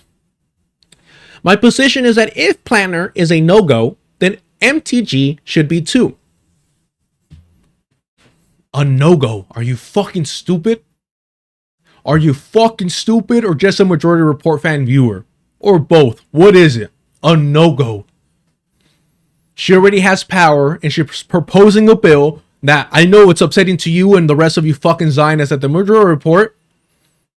Is going to at least limit the extermination of Palestinians. that Ilhan Omar, Rashida Tlaib, Summer Lee were all willing to support, except AOC. MGT is a no-go in terms of voting for her, the same way that Grant Plattner, the fucking war criminal that you and your fucking boss over there, because you said you have a job with him, right? Your words, support.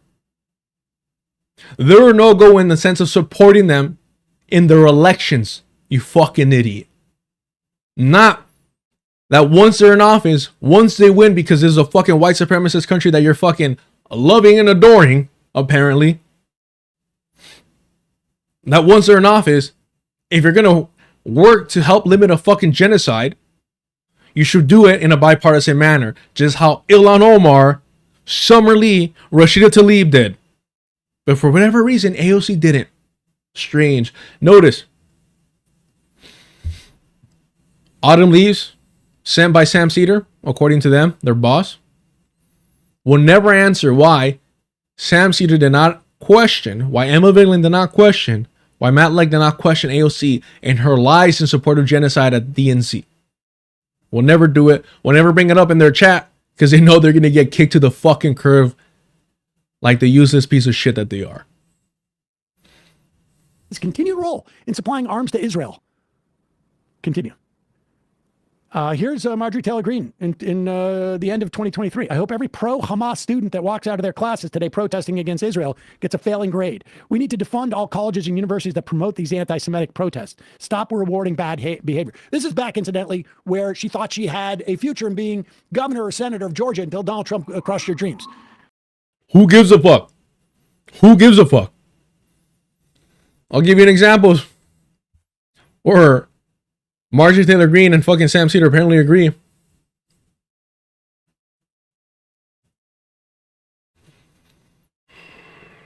Retired Israeli official Avner Cohen. 30 years earlier, in about 1980, 79. Hamas, to my great regret, is Israel's creation, said Mr. Cohen, who worked in Gaza for more than 2 decades, responsible for the religious affairs in the region until 94. Mr. Cohen watched the Islamist movement take shape, muscle aside secular Palestinian rivals, and then morph into what is today Hamas. Instead of trying to curb Gaza's Islamists from the outset, says Mr. Cohen, Israel for years tolerated and in some cases encouraged them as a counterweight to the secular nationalists of the Palestinian Liberation Organization and Yasser Arafat. I mean, this is years in the making. It doesn't justify anything that Hamas did.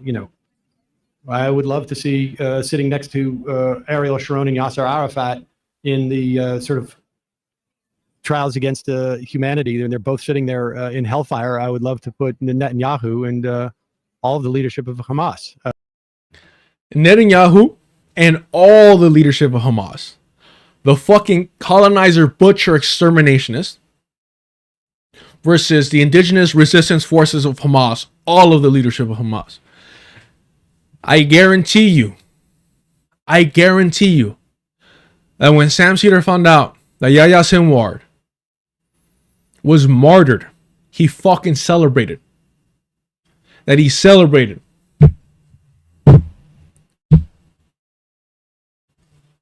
I guarantee you that he fucking celebrated. Fucking disgusting, bro.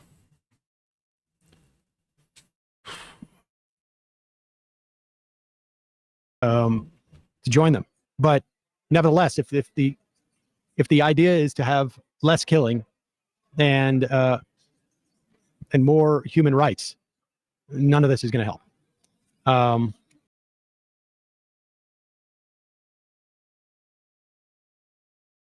Exactly. Meanwhile, Benjamin Netanyahu is a fucking a centrist in the Zionist entity that Sam Cedar continues to support.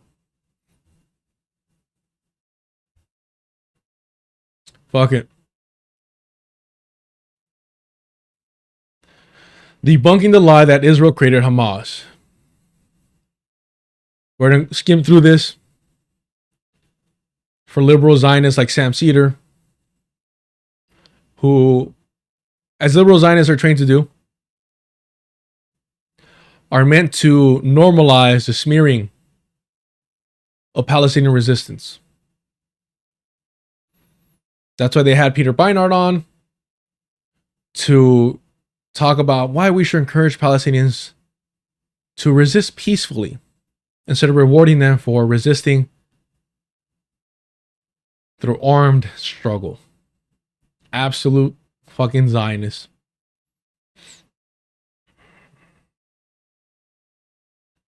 The Palestinian Islamic organization Hamas is both an armed group and a political movement. It is supported by a large proportion of the Palestinian population, primarily due to its leading role in resisting Israel. Despite its deep roots in Palestinian society, there is a pervasive false narrative about the origins of Hamas that is widely promoted, particularly in the West, including among some sympathetic to the Palestinian national liberation cause. The narrative goes like this: Hamas was encouraged or even created by Israel to undermine the secular Palestinian Liberation Organization of the late leader Yasser Arafat. And here's the thing. It doesn't make any sense for Sam Cedar to be talking about like how this is how much of a fucking Zionist Sam Cedar is. Not only does he want to see the leadership of Hamas burning in hell, but he also wants to see Arafat, a fucking sellout, burning in hell as well. So if you ever at any point resisted colonization by the Zionist entity, Sam Cedar wants you burning in hell. Fucking disgusting, bro. But this narrative is a myth that emerged from both anti-Hamas elements within Palestinian society and by Israeli intelligence. Among the former is Mohammed Dalhan, who ironically later worked closely with the Central Intelligence Agency and was instrumental in the failed US-Israel-backed coup against the Hamas government that was elected by the population in 2006. The main claims to this narrative and a more recent The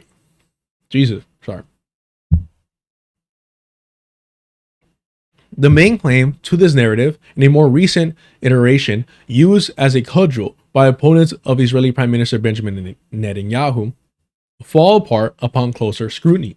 Historian Khalid Haroub, a prominent expert in Hamas, explained to the Electronic Intifada why the myth is baseless.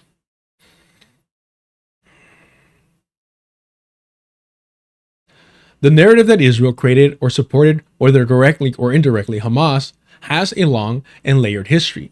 One of the earliest influential instances of this narrative is in the English language media in a March 1981 report by David K. Shipler for the New York Times. Shipler quotes Yitzhak Segev, that is Israel's military governor of Gaza, stated that the Israeli government gave me a budget and the military government gives to the mosque. Shipler adds, without explicitly attributing these claims to Segev, that these funds are used for both mosque and religious schools with the purpose of strengthening a force that runs counter to the pro-PLO leftists.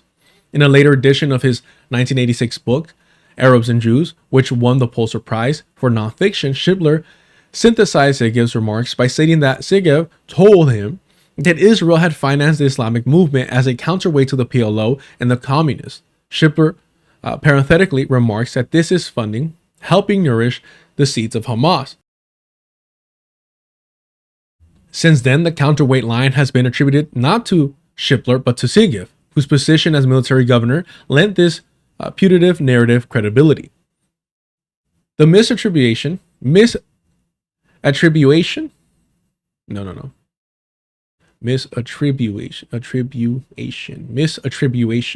The misattribution has been made by numerous publications and commentators, including The Intercept and analyst Alon Ben Mir. Another early article in the American press that popularized this narrative is a 1992 piece by the Los Angeles Times' Yossi Melman, a long-standing opponent of Netanyahu, titled Hamas, When a Former Client Becomes an Implacable Enemy. This was compounded by Andrew Higgins' 2009 article for the Wall Street Journal titled How Israel Helped to Spawn Hamas. That piece quotes Avenir Cohen, an Israeli official responsible for the religious affairs in Gaza at the time of Hamas' ascendance, who remarks that Hamas, to my great regret, is Israel's creation. Paraphrasing Cohen, Higgins states that Israel, for years, tolerated and in some cases encouraged the Islamic movement in Gaza as as a supposed counterweight to the secular Palestinian Liberation Organization. As this article will demonstrate, the actual history is much more complex, and the facts do not support Israel created Hamas myth. Yet the myth proliferated after Hamas' surprise offensive on October 7, 2023, codenamed Operation Al-Aqsa Flood.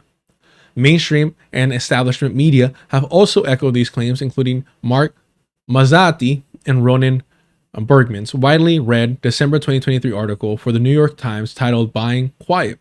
Inside the Israeli plan that propped up Hamas. Around the same time, CNN also amplified the related narrative that the Qatari cash pipeline to Hamas govern Gaza was not only approved but championed by Netanyahu, who, according to CNN, was criticized for some of his coalition's partners for being too soft on Hamas.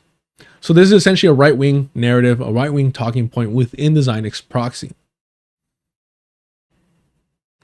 Zionist outlets have used this narrative as a cudgel against Netanyahu, who they claim was overly permissive in his handling of Hamas. Tal Scheider, a political correspondent for the Times of Israel, averred in an op-ed published on the 8th of October 2023 that Israel's long-standing policy had propped up Hamas, thereby effectively paving the road for Hamas operation the previous day.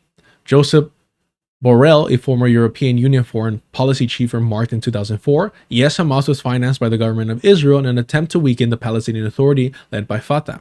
Not only does Borrell claim that Israel allowed for Qatari funding to Gaza, but he also implies that this amounted to Israel's financing Hamas. This misrepresentation of history is unsubstantiated and misleading. Yeah, this is what Zionist propaganda does, bro. It's fucking Zionist propaganda is so fucking layered. It's fucking hilarious. It's exhausting. It really is. But this is a type of shit that the Majority Report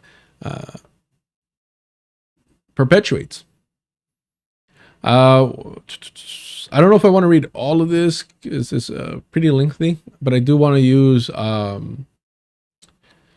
this is great historical insight. But I kind of want to just knock this part out here. Well, first, yeah, I think we need to read the first part, the first little section here about. Let's read the longest fucking section. Why not?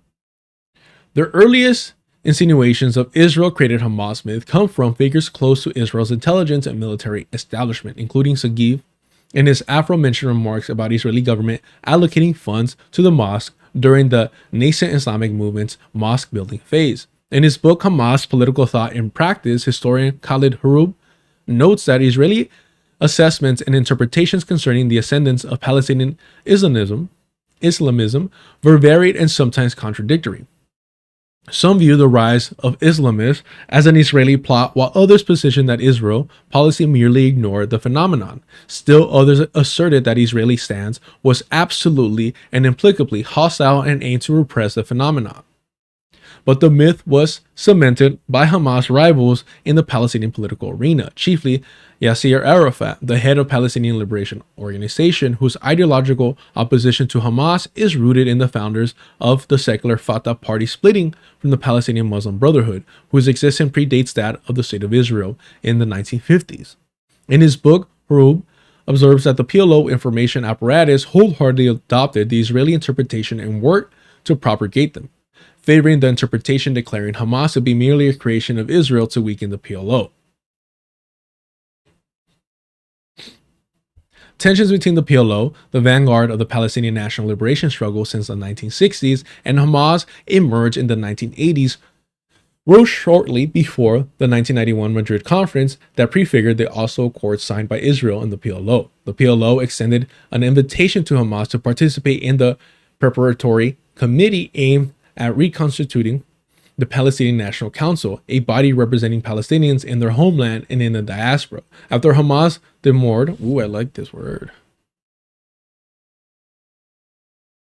What is this? Demurred, raise doubt or objections or show reluctance. I like that one.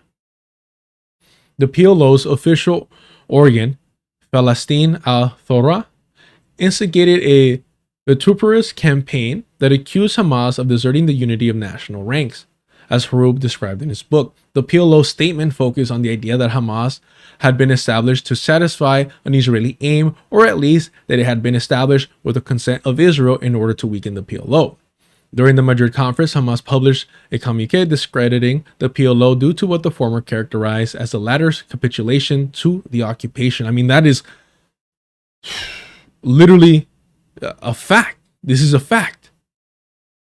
This is a fucking fact.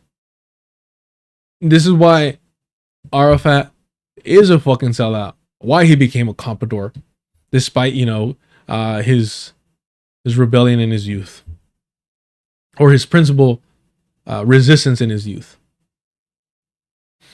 But even being a fucking comprador, will have Sam Cedar. That's how much of a fucking Zionist he is, wanting Arafat to burn in hell. Tensions increased further after several Palestinian factions, including Islamic nationalists and left-wing Marxist organizations, coalesced into a unified front opposed to the so-called peace process. These factions called for a general strike while the Madrid conference was convened between the 28th and the 30th of October 1991. As Harum notes in his book, a success of the strike was remarkable and worrying to the PLO leadership. The leadership of Hamas and the 10 other factions, meanwhile, convened at a conference held in Tehran from 2022 to 2024, the 24th of October 1991, excuse me. After Hamas opened an office in the Iranian capital in early 1992, PLO leaders constantly accused Hamas of owing allegiance to a foreign power, according to Harum. I need to read that book because this shit is... Damn, all right, wow. While working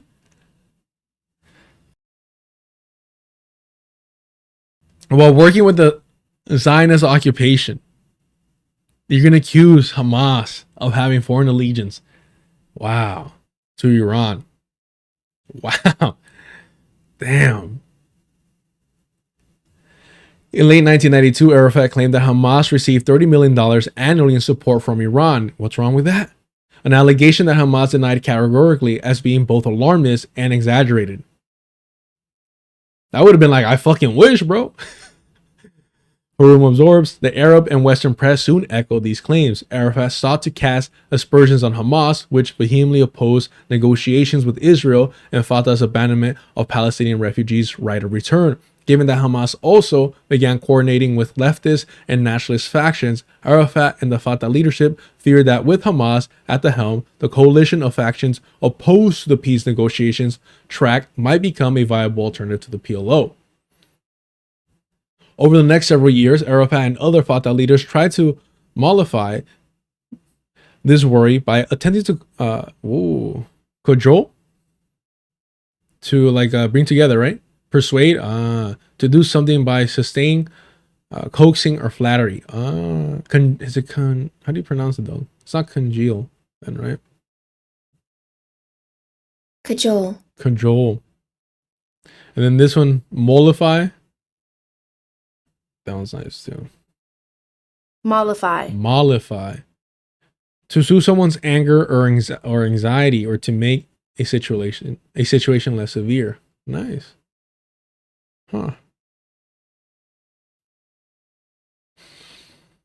Okay, where are we? To cajole Hamas into joining the PLO. When Hamas, which insisted on the PLO implementing significant reforms, refuted these efforts, Arafat launched a campaign to delegitimize Hamas. Arafat claimed in an interview with Dina Nassetti, published in the 13th December 2001 edition of the Italian weekly magazine El Espresso. He's fucking Italian. Is it Italian? Or is this French? I don't know. Benji made me realize that I didn't increase my French hatred. All right. I was too kind. Where are we at? Y'all notice that when we start talking about something substantial and actually start reading and doing the fucking work over here, as certain people disappear because they're allergic to this shit. This is the Zionist reaction, liberal or not, to accurate information about armed resistance. Where are we at? That then Israeli Prime Minister Ariel Sharon, with his Oh, intransigence? No, Jesus fucking Christ. Intransigence? No. Hold on. Hold on. I have it in the tip of my tongue, but here we go. Intransigence. Intransigence. Intransigence. Intransigence. Yeah, motherfucker, you have nothing to add, huh? Fucking brain dead. Can't admit that his fucking Jewish supremacist boss is a Zionist. Spreading fucking false information about Hamas.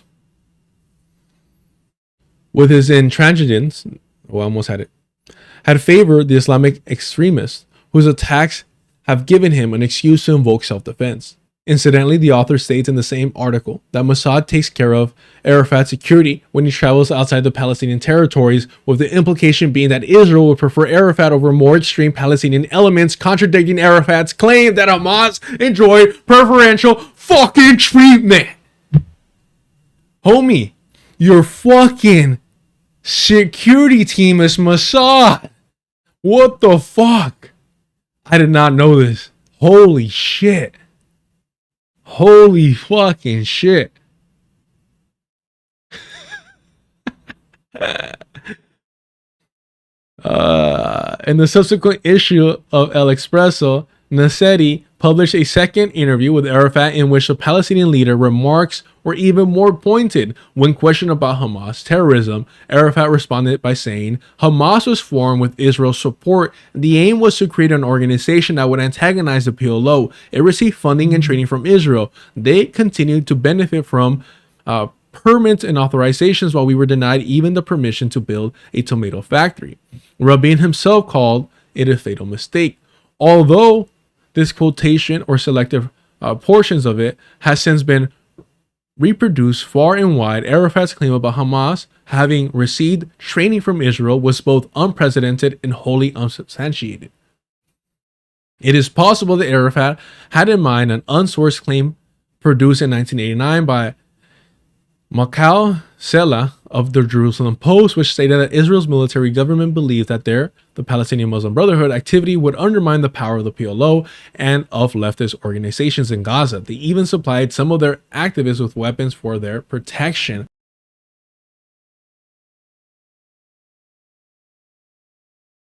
Damn, man. That is interesting. Huh. And again, I mean, this is all fucking refuted. This whole thing that that Hamas was created or supported to rebuke the leftist secular PLO is refuted by the fact that you had other secular, even Marxist organizations aligning with, to this fucking day, with Hamas.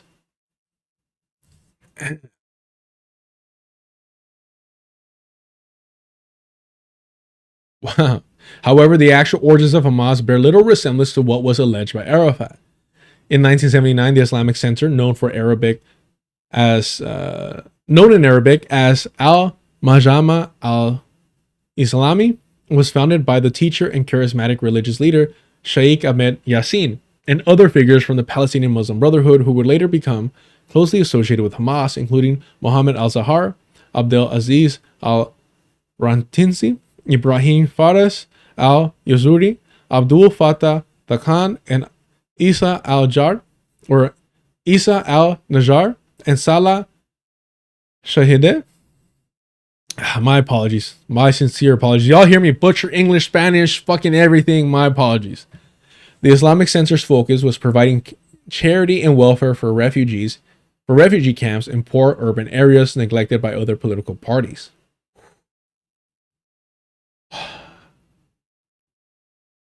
Bro, you know, I oppose this kind of glorification or even fetishization of, like, if you want to call it, the lumpen proletariat, right? But the youth, the children in these areas, they remember, man. They know. They know. If you've ever been to a food bank, what have you, those are memories that do not go away. Those are memories that do not go away.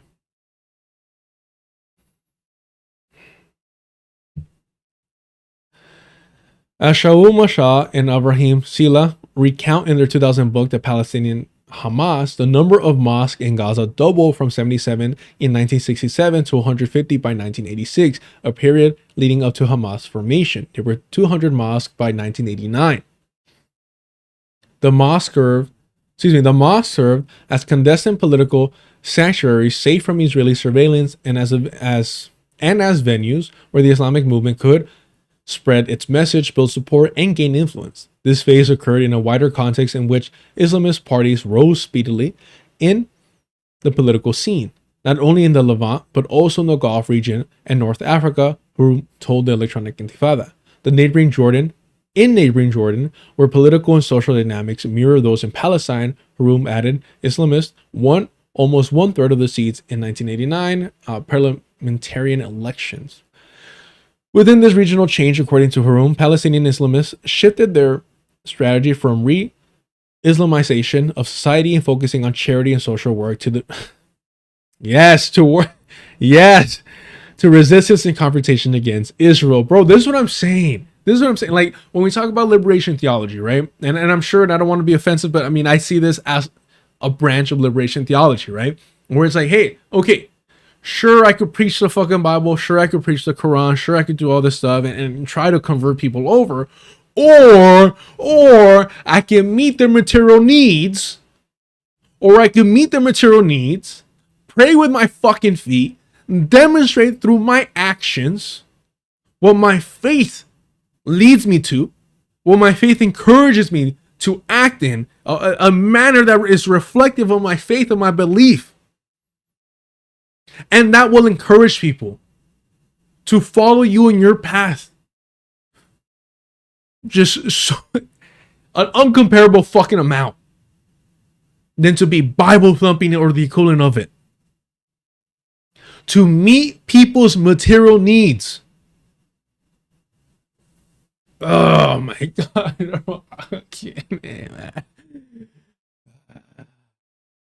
Y'all make it hard to be a fucking atheist over here.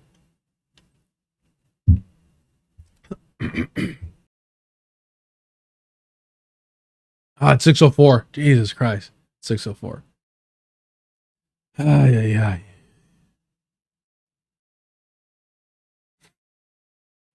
The FTP, you have to understand, most of these fucking people, these Zionists who aren't Jewish, believe in fucking Nazi, white supremacist, European, pseudoscience, eugenics bullshit, that Europeans of the Jewish faith aren't white, that they're not European. Emma Vigeland said it themselves. You say we. Who are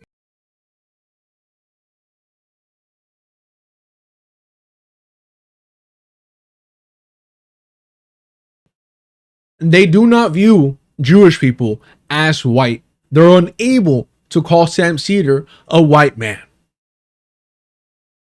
It is, I mean, that's all you need to know about them.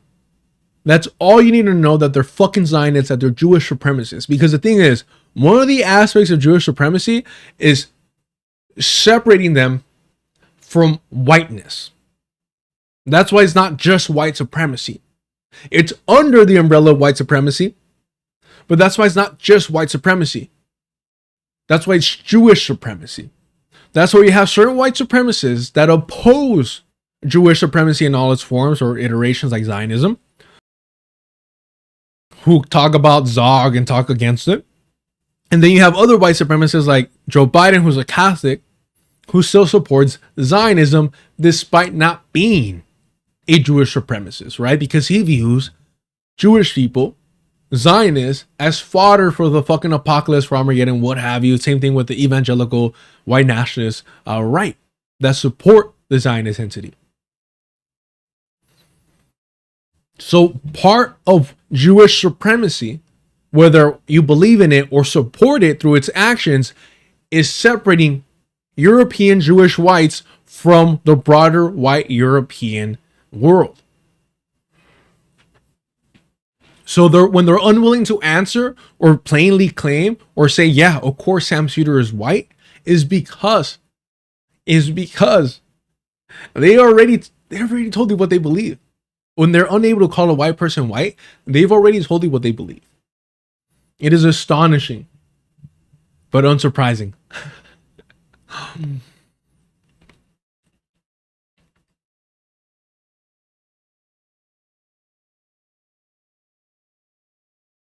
Haroum added that along with this change of strategy, the Palestinian Muslim Brotherhood changed their name to Hamas, emerging as such towards the end of the period during which the Brotherhood was focused on building social institutes. The eruption of the first Intifada in Gaza in early December 1987 coincided with Hamas formation. We're going to skip down here to, and again, I encourage all of y'all to read this. You know it's going to take me fucking like 2 hours to get through this. My apologies. Israel funded Hamas. And then, yeah, we'll just read that section. I do have a hard out at 7:20, so we still have like about an hour.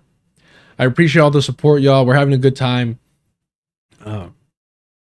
Super chat, super stickers. I seen the gifted. I seen the jewels. I appreciate all that. I don't know what it means. I need to figure it out. Saturday, I'll study up. I do want to thank Gio and everyone that's been giving memberships. I'm gonna find how to add like little was it emojis or emotes? I don't fucking know, man. For the members, I appreciate that. Thank y'all who joined on the Patreon. That helps so fucking much. Thank you for that. $2 gets you access to a Discord. We have a good time. It's fun there. It's informative. I'm always learning. I'm always like, you know, being suggested new articles, new books. Shout out to all the people taking like photos of their books and showing us sections. Like I appreciate that. I know how difficult it is to take a photo of a book. Like you got to line that shit up right. And then, you know, the spine always gets messing things up. So I appreciate that so much. The links to videos. I do need to add a workout channel apparently. I need to add a workout channel and a sports channel apparently. All right, I'll do that. Saturday, that's on the docket. But yeah. Just thank you all so much for the support, the encouragement. It motivates me, keeps me going. The Cash App, all that. Thank you so much. I appreciate it. All right. Oh no, this is so fucking like accessible. And it's almost and you know, I'm big on accountability and responsibility. I'm big on that. I do think that this article it is a required reading.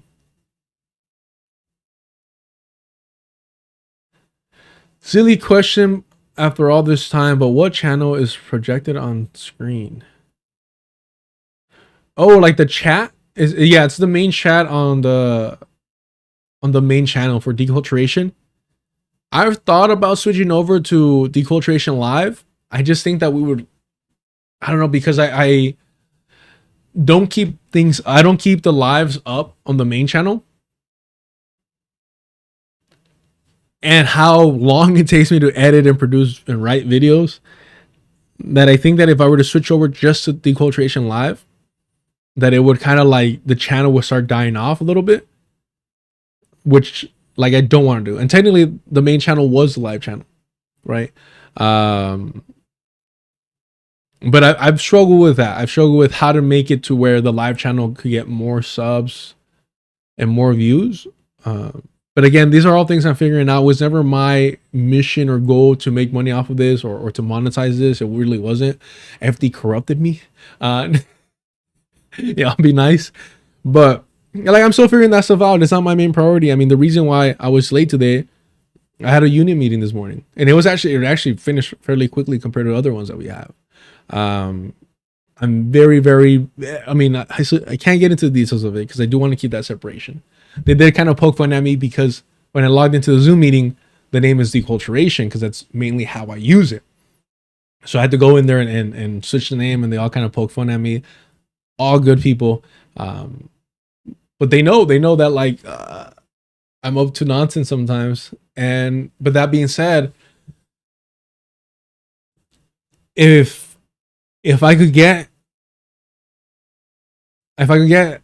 us to endorse this bill that's coming up in California. That's very limited, but I think would be beneficial in the long run.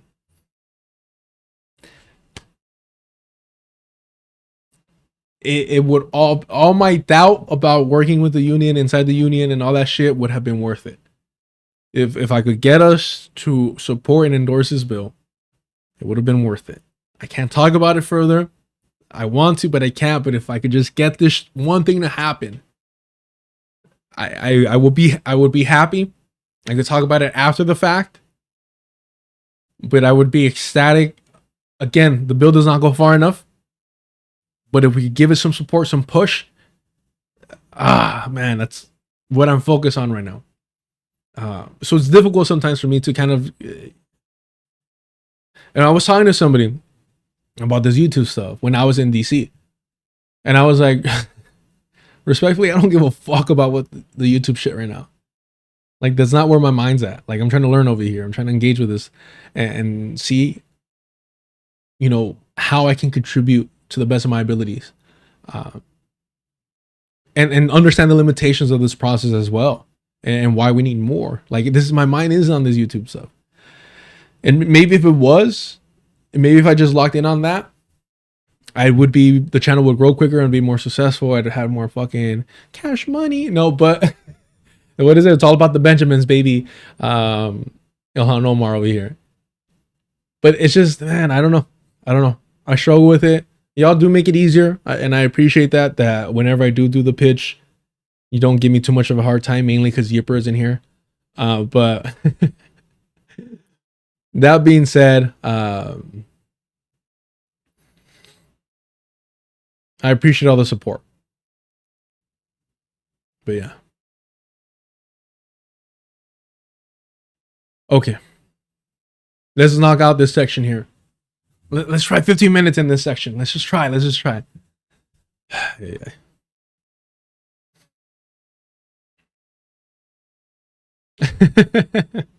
Look, it was hard to argue about selling out, if you will.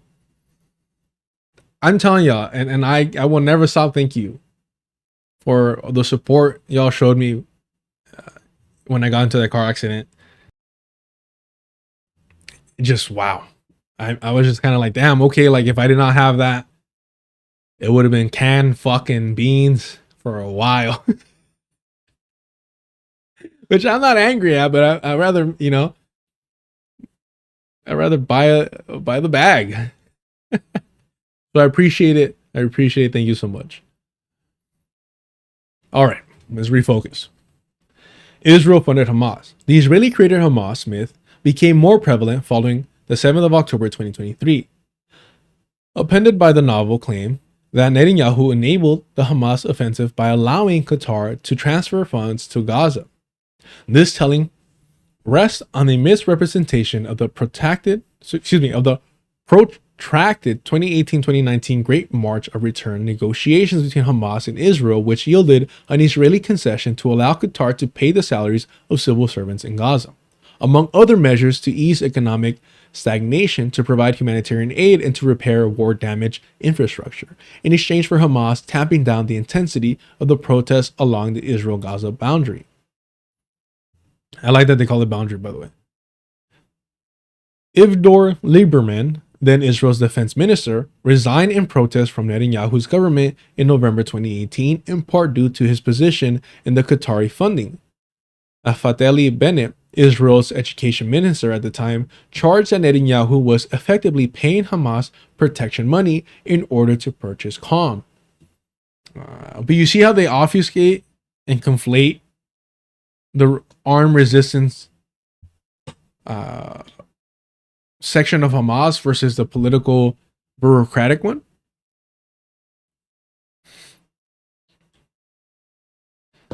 Where are we at here? Netanyahu's political opponents continue to claim that the infusion of funding from Qatar to Gaza enabled Qassam brigades to prepare for its 7th of October 2023 operation, despite the safeguards in place to ensure that payments were made directly to civil servants and families with eventual Israeli oversight and pledges by Hamas not to touch donor funds. while Western media reports point to the Qatari infusion of funding into Gaza as an example of funding for Hamas. That money paid for the operation of critical civilian infrastructure and the alleviation of the economic hardship borne by years of Israeli and Western sanctions on the territory. Funding to relieve the humanitarian situation in Gaza is not the same as funding Hamas, even if it is widely misrepresented as such. Qatari aid to Gaza Strip is fully coordinated with Israel, the UN, and the US, an official from the Gulf state told Reuters in October 2023. There is no proof to support the claims that the Qatari funds flow to Hamas, which has other means of financing its military activities, but plenty of contemporaneous documentation of the intended beneficiaries receiving the funding. Damn, bro. How many fucking so-called like Palestinian allies have fucking inherited this nonsense without doing the work? I'm pretty sure even Hassan Piker has referenced this, right? Busted myth. It is a fallacy to state that Hamas is a creation of Israel or that Israel encouraged the formation of the group. Hamas is the outcome of a deeply rooted organization within the national Palestinian context whose process of formation evolved over more than half a century, Khalid Hroum told the Electronic Intifada. It emerged within a broader regional ideological transformation, the rise of Islamism, to reduce this historical movement and emergence to a reductionist claim that it was created by Israel is simply nonsense. To acknowledge that Israel exploited the existence of Hamas to further divide the Palestinians and facilitate control over them is one thing. To claim that Israel invented or created Hamas is totally another, if absurd, thing. Israel and its security apparatus may have at times been happy for the myth to persist, viewing it as preferable to accepting the fact that this organization emerged and became strong against Israel's will and its omnipresent intelligence. That part, bro. That fucking part. They really do want you to believe that these fucking colonizers are the Ubermensch, that they're all-knowing, omnipresent, controlling everything. Like, they want that. Whether we're talking about the WASP or the Zionists, they want the idea that they're puppeteering and controlling everything to make you paralyzed. Understand, to make you overestimate them. They're just fucking human beings. They're egotistical, arrogant human beings that will make fucking mistakes, that will look at indigenous people and not only like dismiss them, but dismiss them to such a point that will allow the creation of movements like Hamas to rise up. And they're so fucking arrogant. They think they're so much more intelligent than you that they're going to want to play both sides and take claim for both combating Hamas and both creating Hamas, both funding Hamas, cutting off aid to Hamas. Like, they want it both fucking ways so that you believe they have full control and there is no point in resisting. Jesus Christ, man.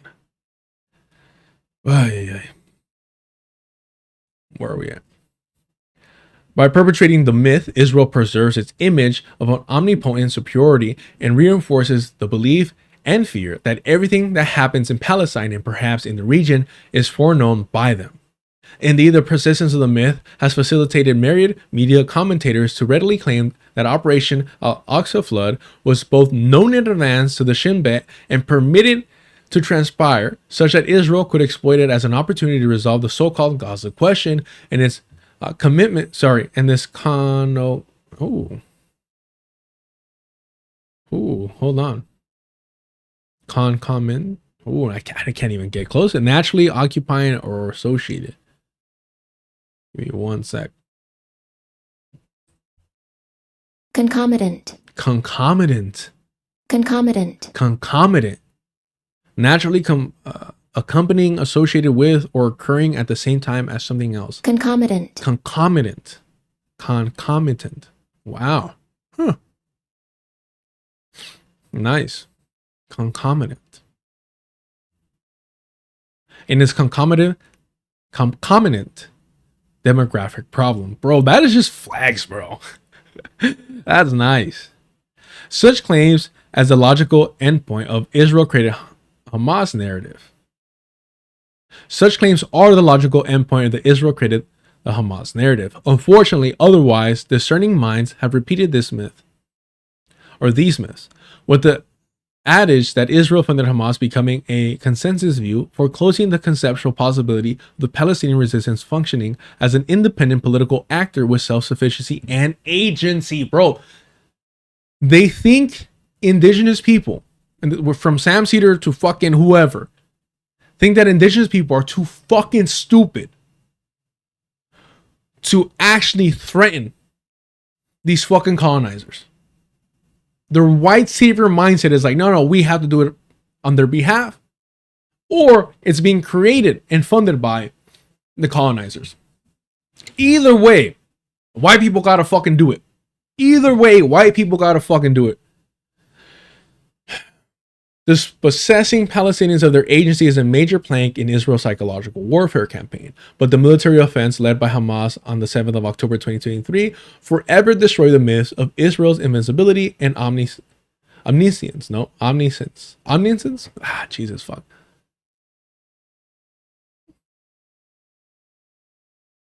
I need to pronounce it right. Omniscience? No. Omniscience. Omniscience, that's what it is. Omniscience, a reality underscored by Iran's devastating retaliation against U.S. and Israeli attacks. Again, the article title is Debunking the Lie That Israel Created Hamas by Mujama Haraket. Check it out. You'll do a better job reading it than I did.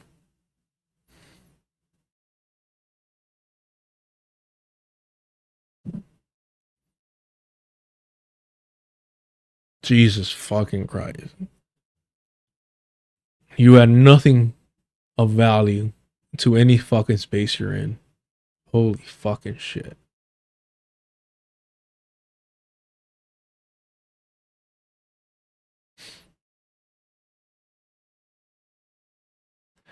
Fuck off. The ear doctor and Carlos need to do monthly theory sessions for people to view. It would make things more accessible to see reality grappling with academic language. Fuck, man. See, Linsack picked that up. Both of you. The thing is, I don't even think I'm a good example of it. For two reasons. I look, this isn't an excuse. One, Spanish is my first language. I'm in Southern California, so you eventually become Spanglish. That's my first language. And then I know for a fact, you've seen it before, I have some fucking form or variant level of dyslexia. So I don't know if it's fair. You get what I'm saying? Like to other people that may not struggle with those things. I don't think some of these words are that difficult. Sometimes I legit, like I recognize a word and I know what it means and I just literally cannot pronounce it. And like sometimes you see me being like, no, that's not how to say it. Because I can hear it in my head. Or I can see it in my head. I know it. And it's not coming out for whatever reason. Side note, whoever it was, I forgot who it was. I don't want to put somebody's name on it that wasn't. Who said, are we still doing phrasing in the Cuss channel about the white hole?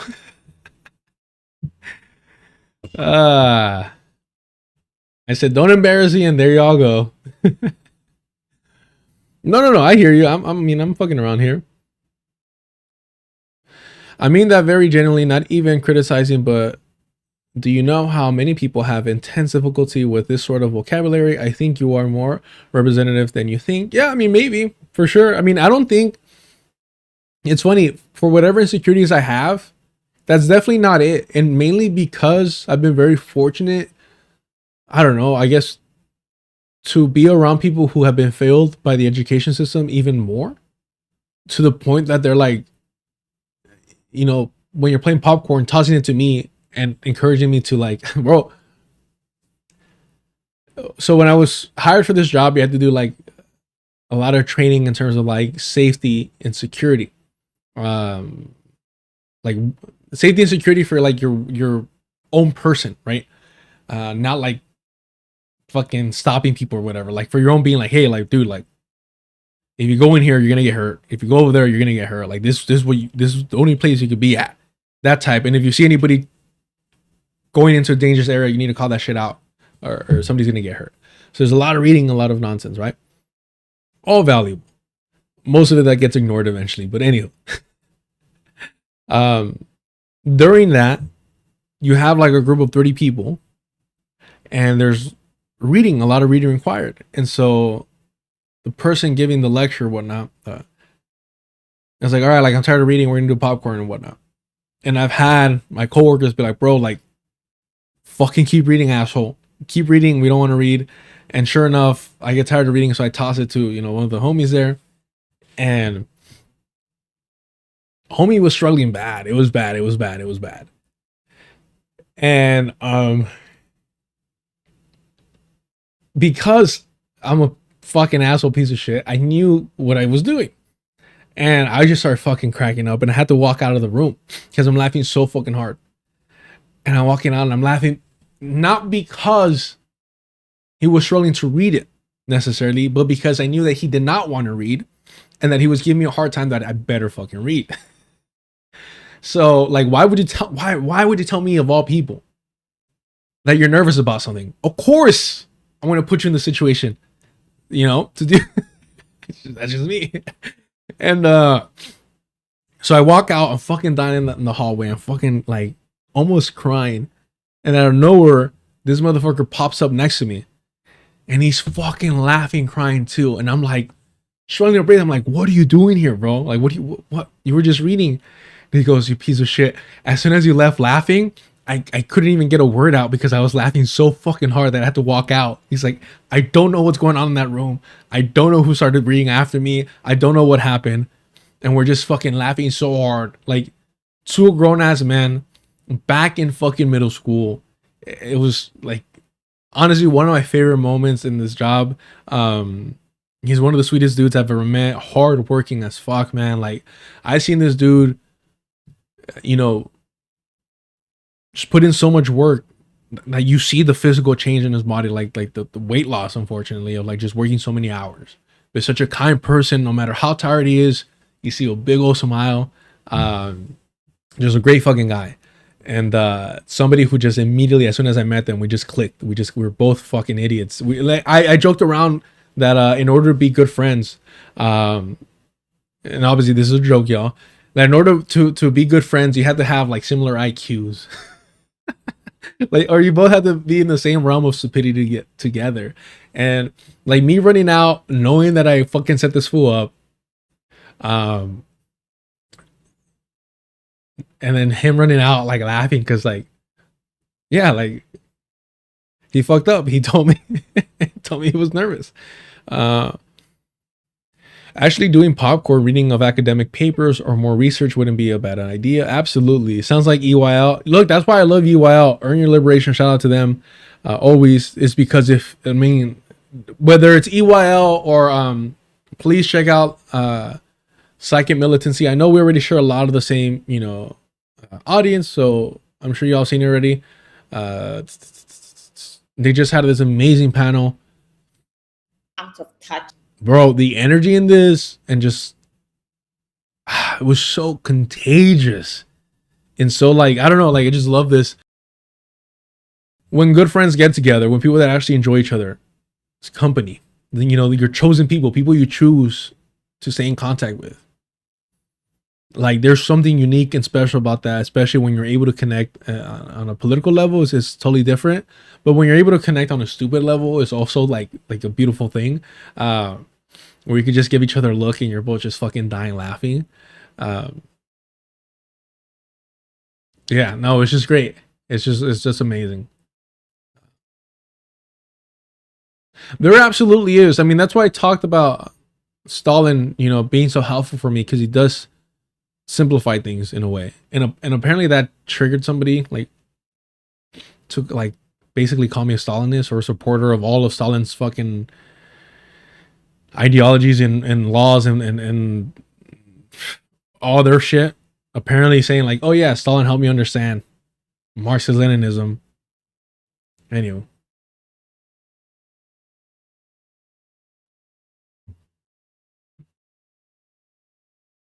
Vic says, I adored that panel. As someone who works in the psych field, it makes me so angry to see the blatant colonialist neoliberal idea be very prevalent. So it felt so illuminating to hear them discuss it. Absolutely. 100%. 100%. That's the way I was feeling. Because of this and because of my conversation with Benji and Indica or Indy, yeah, like it reminded me to like get my shit together. And as much as I enjoy being a blue collar worker, as much as I enjoy working with the union, at some point I need to go back to school and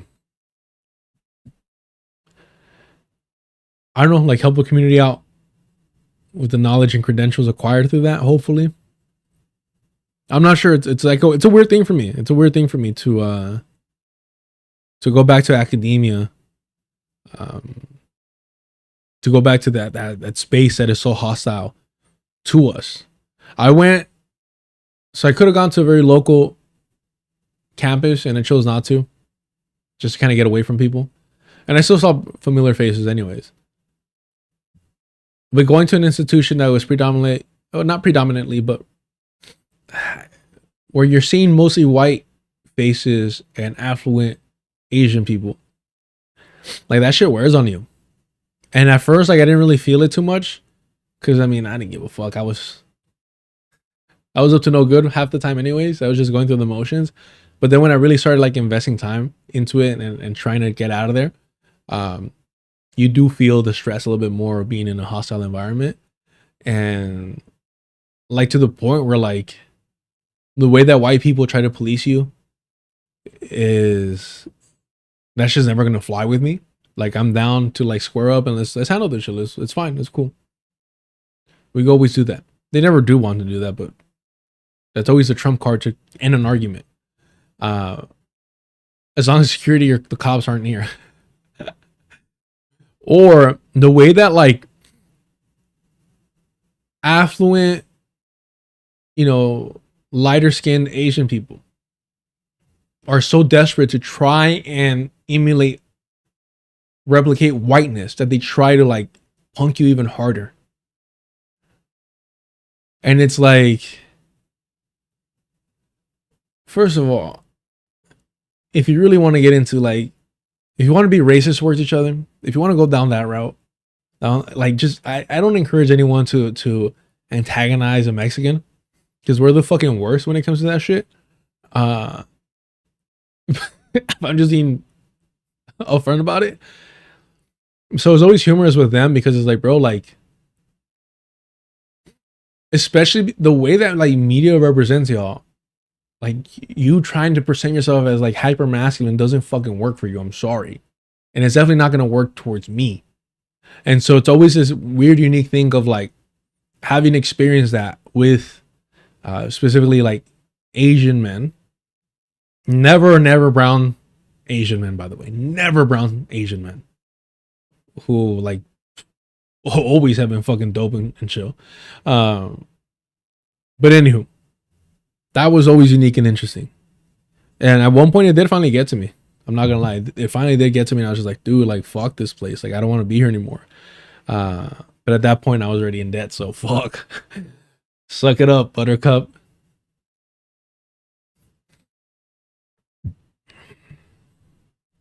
All right. But yeah, check this out.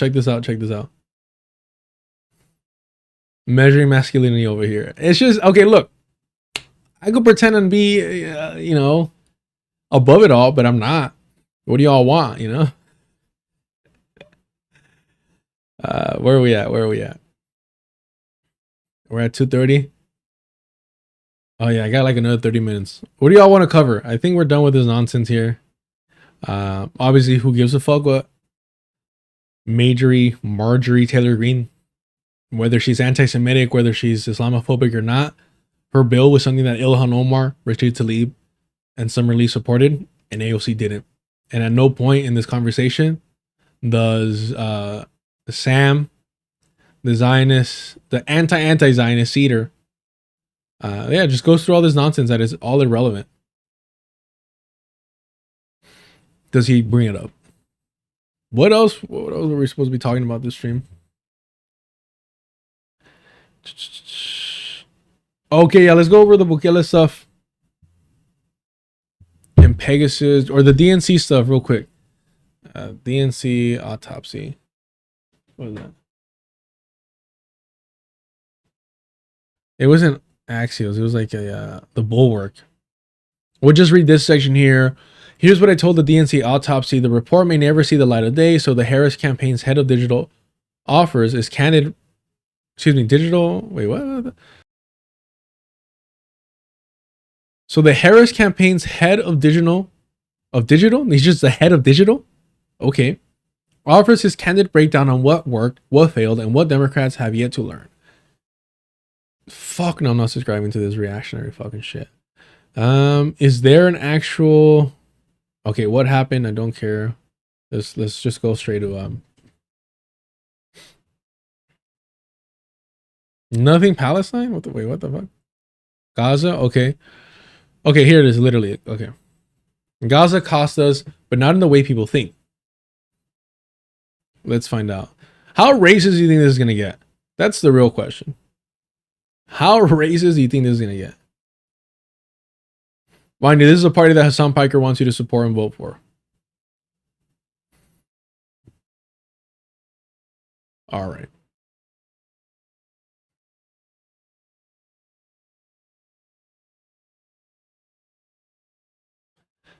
Given the Biden administration's position, Gaza was an impossible issue to communicate around.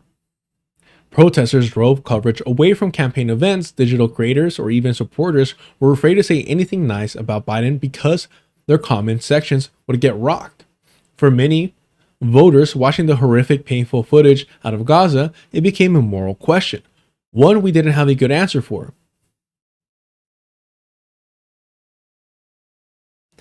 In other words, we didn't know how to bullshit our way out of supporting a genocide because we knew that it was immoral, but we weren't going to stop. Damn, bro. In ways that may not be reflected in a poll, it meaningfully reduced enthusiasm. As one person from the campaign told me, quote, "We spent the entire election with a giant rotting fish around our necks."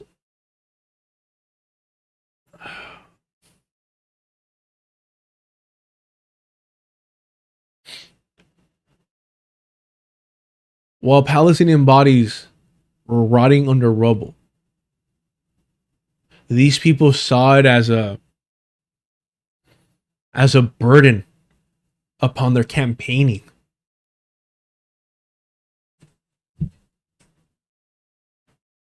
There are no good people in the Democratic Party. Understand this. There are no good people in the Democratic Party.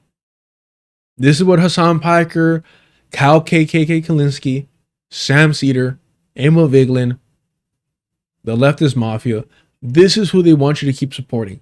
Someone that views, or people that view, the genocide of Palestinians as a burden, as a stench on them.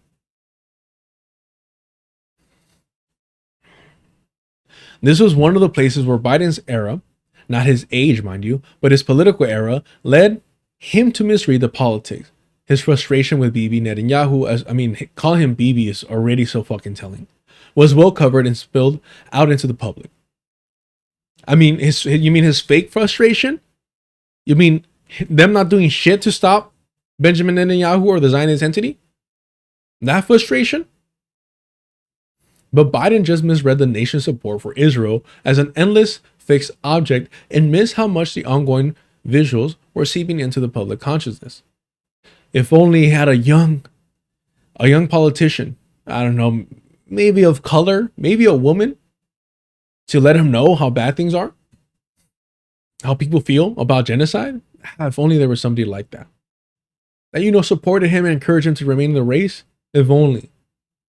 You're seeing the politics move today. Senators who would never have considered it in years past are now signing on to the Sanders resolution to block offensive military aid to Israel. Again, Bernie Sanders is a fucking Zionist who wants liberal Zionism to return in the forefront for the Zionist entity in order to save it and protect it. And an emphasis on offensive military aid. Rahm Emanuel, of all people, is raising doubts about funding the Iron Dome. But we were seeing this emerged on the ground during the campaign. My hot take is that the eventual Democratic nominee in 2028 will support conditions on aid to Israel in one way or another. Oh, so fucking brave. Wow. Wow. Of course it will, because now it's popular. Now it's safe to do so because now you can put all the blame on Donald Trump. Because now the liberals can say, oh, well, now it was worse with Donald Trump, wasn't it? Harris would have never done this. Right. Yeah, Rahami is still, for whatever reason, politically alive. Jesus fucking Christ. Let's see here.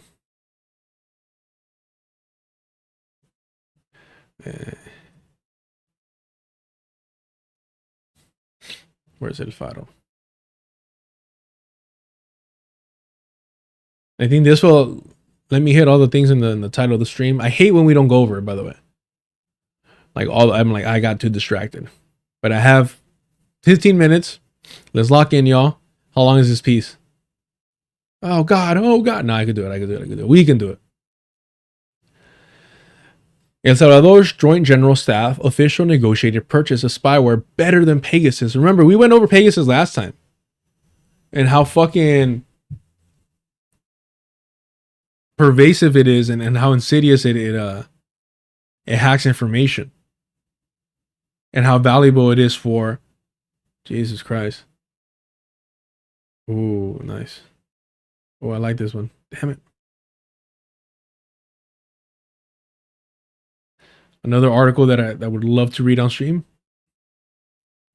Anywho. 2 years after a scandal over the use of Pegasus in El Salvador, the government sought different spyware, according to the Newsground. El Faro verified the identity of a senior military officer who went to Romania for a product demonstration. In 2024, the government of El Salvador sought to purchase unnamed spyware marketed as better than Pegasus, according to a report by the U.S. media outlet The Newsground, but abandoned the purchase due to cost. $10.9 million. Excuse me. The billionaire thing's got me. $10.9 million. The article reports that the government sought software to infiltrate. Saturn Vista, thank you so much for the super chat. Appreciate it. Appreciate you. The article reports that the government sought software to infiltrate Android phones to monitor phones, track locations, and capture files. Infection vectors included online ads. The publication revealed the names of two men who, on behalf of the presidency of El Salvador, were part of a delegation to Romania for a product demonstration. Eric Altamirano, an executive at the Salvadorian company Data and Graphics, and a government representative named Juan Francisco Flores Molina.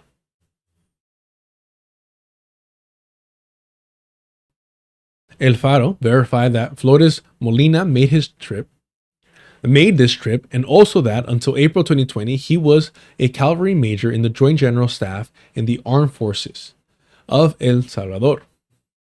Jesus Christ. Where are we? An Army medical evaluation form shows Flores Molina's nomination for promotion to the next rank of Lieutenant Colonel, according to information that El Faro accessed through DDO Secrets, an organization that obtained a link of Salvadorian Armed Forces documents. This is interesting.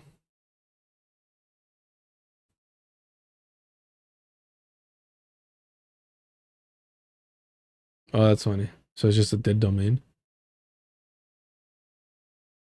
Huh.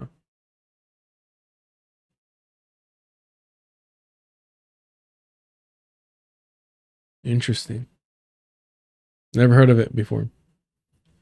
The Joint General Staff, composed of heads of all three branches of the Armed Forces of El Salvador, the Army, Air Force, and Navy, is where the branch's operations are coordinated. In the past, Flores Molina was also part of the Presidential General Staff, serving as a bodyguard for former President Mauricio Funes. The Newsground published documents that it asserts it obtained independently from the firms involved in the negotiations, as well as testimony from two people close to the procurement process of the spyware.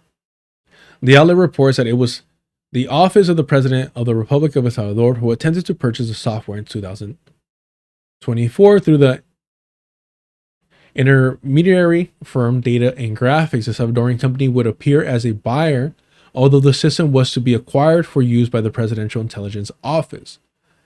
How is that not fascism, bro? How is that not fascism? What the fuck?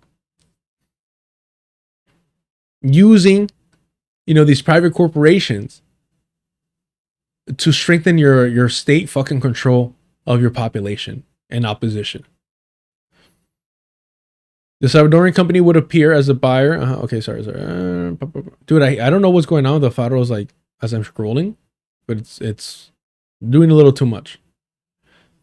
Presidency of the Republic of El Salvador, through Data Graphics, acting as a reseller, states a page of the draft contract dated December 24, 2024, published by the outlet. I mean, it would have been a Christmas gift, so I guess we got to give it a pass. You got to give it a pass. It was a Christmas gift, y'all.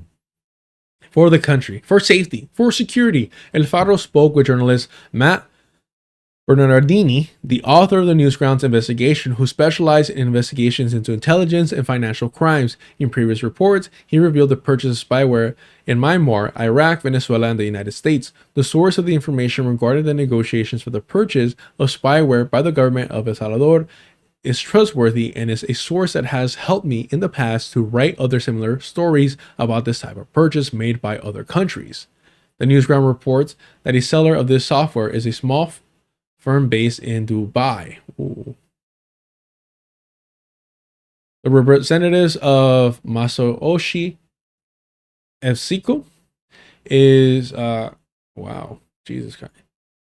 Konstantinos Nikita, a citizen of Cyprus who told the Newsground he is a partner in the company. Nikita signed a preliminary agreement to sell the software to the government of El Salvador through Data and Graphics, according to a contract obtained by the Newsground. The article also mentions an Israeli citizen as one of the intermediaries in the negotiations, Tomer Bar, a consultant who previously worked at the Israeli cyber intelligence firm Genovis, the manufacturer of the Pariah spy tool. Wow. Pariah obtains remote access to Wi-Fi networks to geolocate targets and intercept communications. Tomar Bar also owns a company that produces tahini in Mexico. What the fuck is what? Produces what?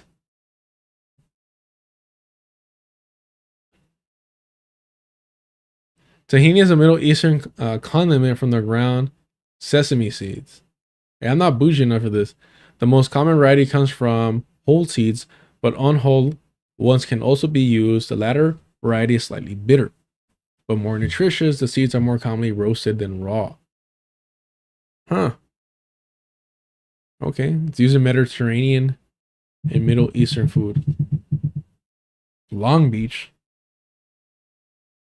The fuck is calling me from Long Beach?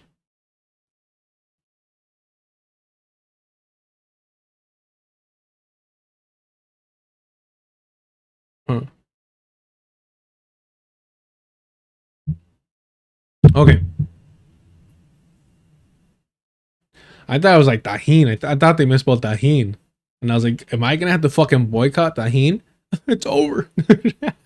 The U.S. Embassy contractor, the intermediary firm Data and Graphics, is a U.S. Embassy contractor. Among its operations is the purchase of computer equipment for the National Civil Police in El Salvador. This contractor has also managed projects funded by philanthropic funds administered with embassy support.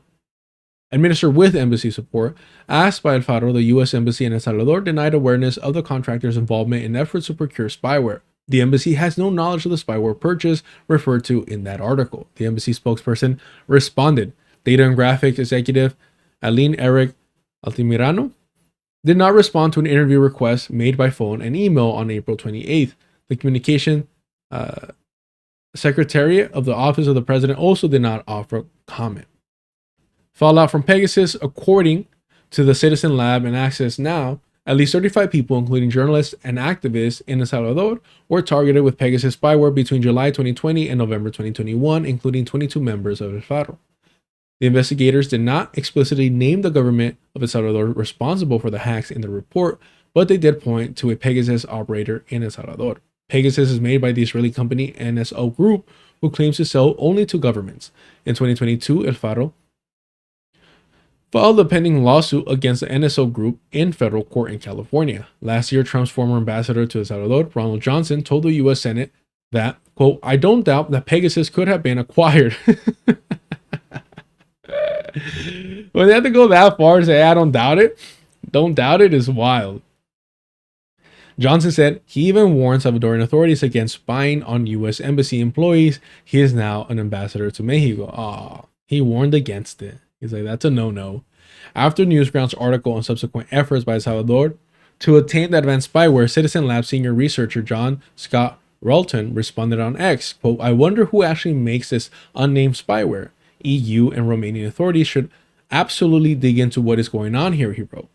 Big picture seems to me like El Salvador's conclusion after getting caught abusing Pegasus was time to upgrade. Yeah, about right. It's like it's the new year, new me, new spyware. On April 16, Salvadoran journalists and human rights defenders testified on human rights violation in El Salvador before the Tom Landen's Human Rights Commission in Washington. Our experience with Pegasus was now a couple years ago. Noah Bullock, the executive director of Crystal Sal, and one of those who was illegally surveilled in El Salvador. He added, but the experience of the restriction of freedom of thought, freedom of speech, freedom of association has now been extended to the entirety of the Salvadoran population. No. No. No. Entirety. Yes? I guess so. God damn. That's funny. Oh, there's another article I wanted to cover about the Zionist entity, like trying to get involved in the Canadian elections. We just don't have time for it.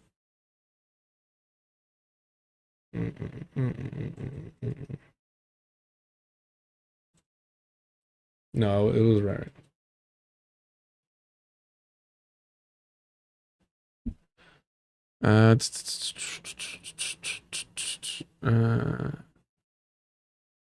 Where is it?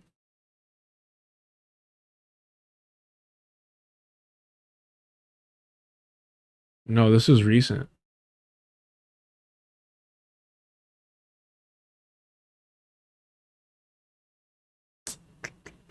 Where did I see it? Where did I see it? I should have it here. We're not going to read it. I just want y'all to see it. Oh, the cradle. Of course, the cradle.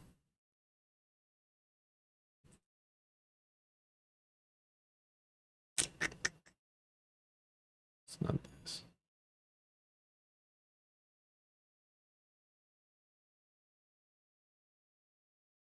Oh, Canada. Here we go.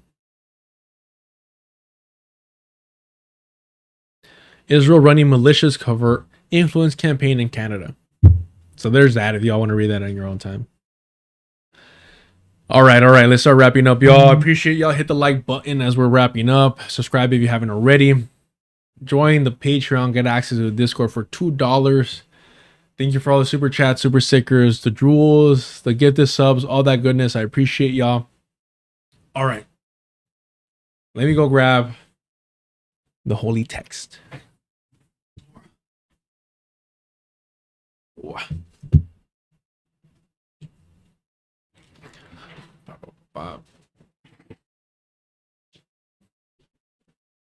All right. Chat, you got like 5 minutes. Hit me with any questions, any ponderings, any queries that you may have. I'm here for it. Or not, you know?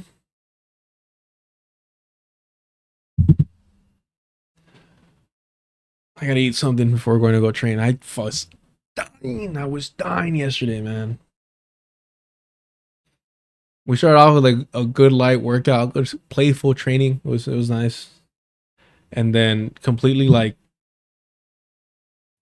that coach specifically really likes doing strength and conditioning. So I was exhausted.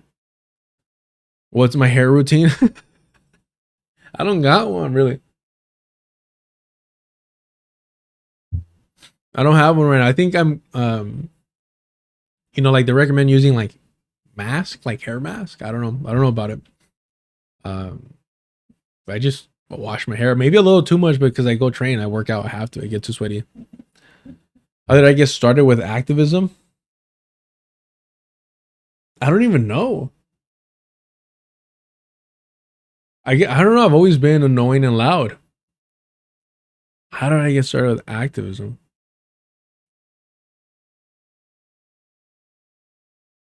What a great question. I don't know. I think being first generation kind of forces you there, I guess, in a way, if you're not like a fucking fascist. You know what I mean?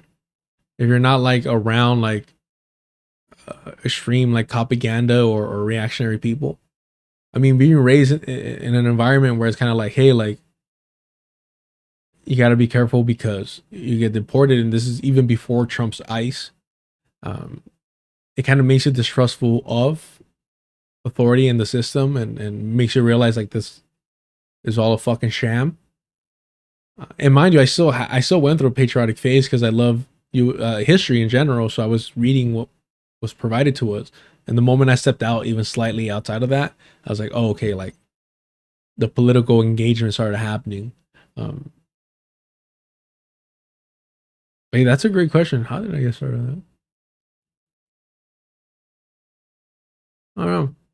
I mean, to be honest though, like a lot of it is very futile, unfortunately. If you're not in an organization.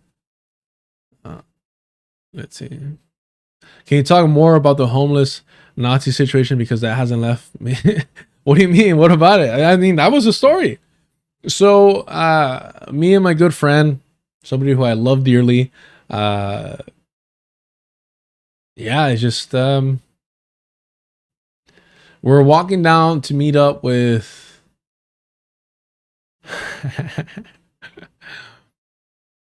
some ladies, and who we kind of knew. Well, I knew one from way back. We were in high school. How back could you go, right? But that I knew, and that he was just getting to know her friend, and so we were like literally walking, like fucking busting a mission through the city to go meet up with him. And in doing so, we were like cutting through a trail, and we're just walking, minding our business, and you know, fucking giddy and all that shit. And yeah, my homies always looked like a fucking skinhead, like buzz cut, chops, suspenders, bomber jacket, the whole fucking deal. And so he was questioned, he was asked. It's like literally like if you're just wearing colors, like if you're wearing certain colors, you're gonna get hit up.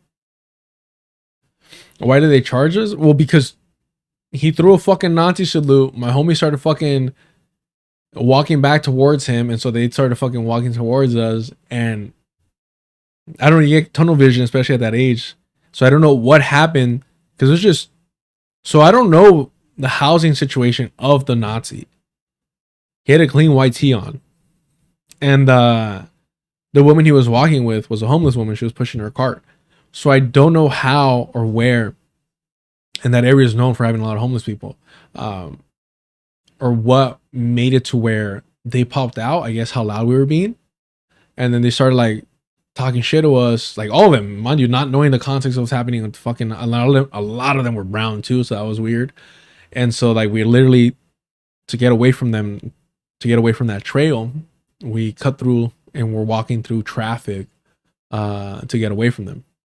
And then eventually they stopped chasing us. Was I friends with who? No, this was just a stranger.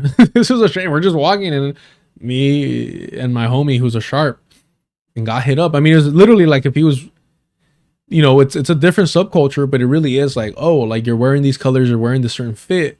Are you a skinhead? Are you down with the fucking neo-Nazi cause? Who's your top 5 white people? That's funny. Top 5 white people of all time, I guess, right? John Brown would have to be number 1, the pillar. Mr. Rogers from Mr. Rogers' Neighborhood. Top 5 favorite white people. Fuck, that's tough. That's tough. That's tough. I got love and hate for a lot of white people. They're not my favorite though. Like Chris Hedges is one of my favorite writers. Disagree with him profoundly in so many things, but I appreciate the way he writes. But he wouldn't be one of my favorites. Favorite white people.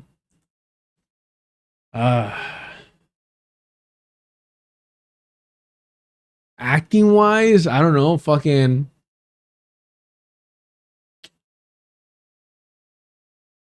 Ethan Hawke. Music wise, Alex Turner, I guess. Bob Dylan has always been all over the map. There's one for sure. Favorite white people. Fuck. I mean, are we counting like Che? I don't know.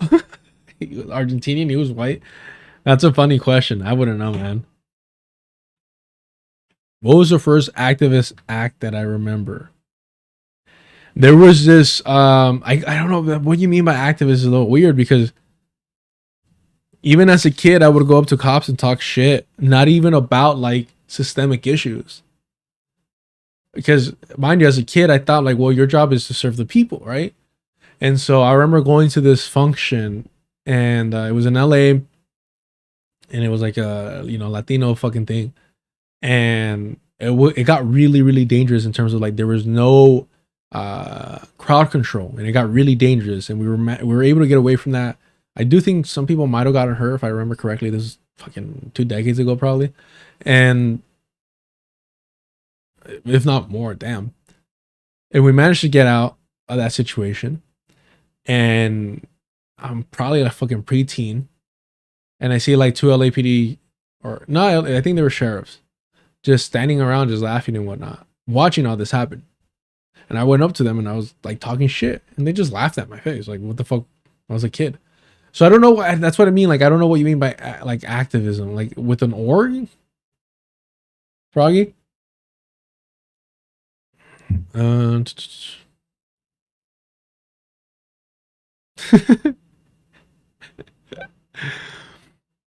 Malcolm X said that Fidel was the only white man he ever met that he liked. So there you go. Then yeah, we're considering if we're adding white Latinos, then yeah, the conversation gets so fucking broad. All right, 704. I appreciate it. Thoughts on Pereira at heavyweight? I mean, yeah, I think it'll be his natural. I think so. Pereira heavyweight is going to be like seeing Robert Whittaker at middleweight, meaning that is where you should be fighting, but you're going to be fighting people that are cutting weight to get to heavyweight, or you know, in Robert Whittaker's case, to get to middleweight. So while it is where you're going to be most function, like at your best in terms of your natural weight, and you're not going to be drained. You're going to be fighting people that are just going to come in way heavier than you are. So despite his size in terms of height and maybe even reach being somewhat competitive, the natural weight of a heavyweight that cuts down to the heavyweight limit, I think it's going to show a drastic difference in power. That being said, I do think he wins against Gane, but Gane is such a filthy fucking cheater, like an absolute, I mean, the French, am I right? Such a fucking cheater that who knows how that fight's gonna go. Part of me wants, I mean, I don't want to say this because I don't want anybody to get injured this way, but I kind of want Gane to poke Pereira in the eye, just to validate a fucking horrific eye poke that Tom just experienced. But Tom versus Pereira to me doesn't really excite me. I think Tom's too big, too quick, too agile, too powerful. I would love to see him against a real heavyweight, or at least give Pereira more time to get into true heavyweight shape. Oh yeah, there you go.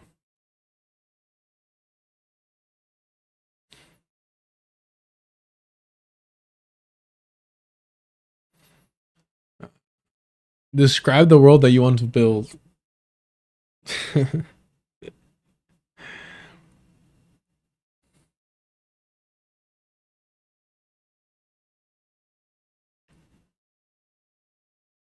I just want a loving world.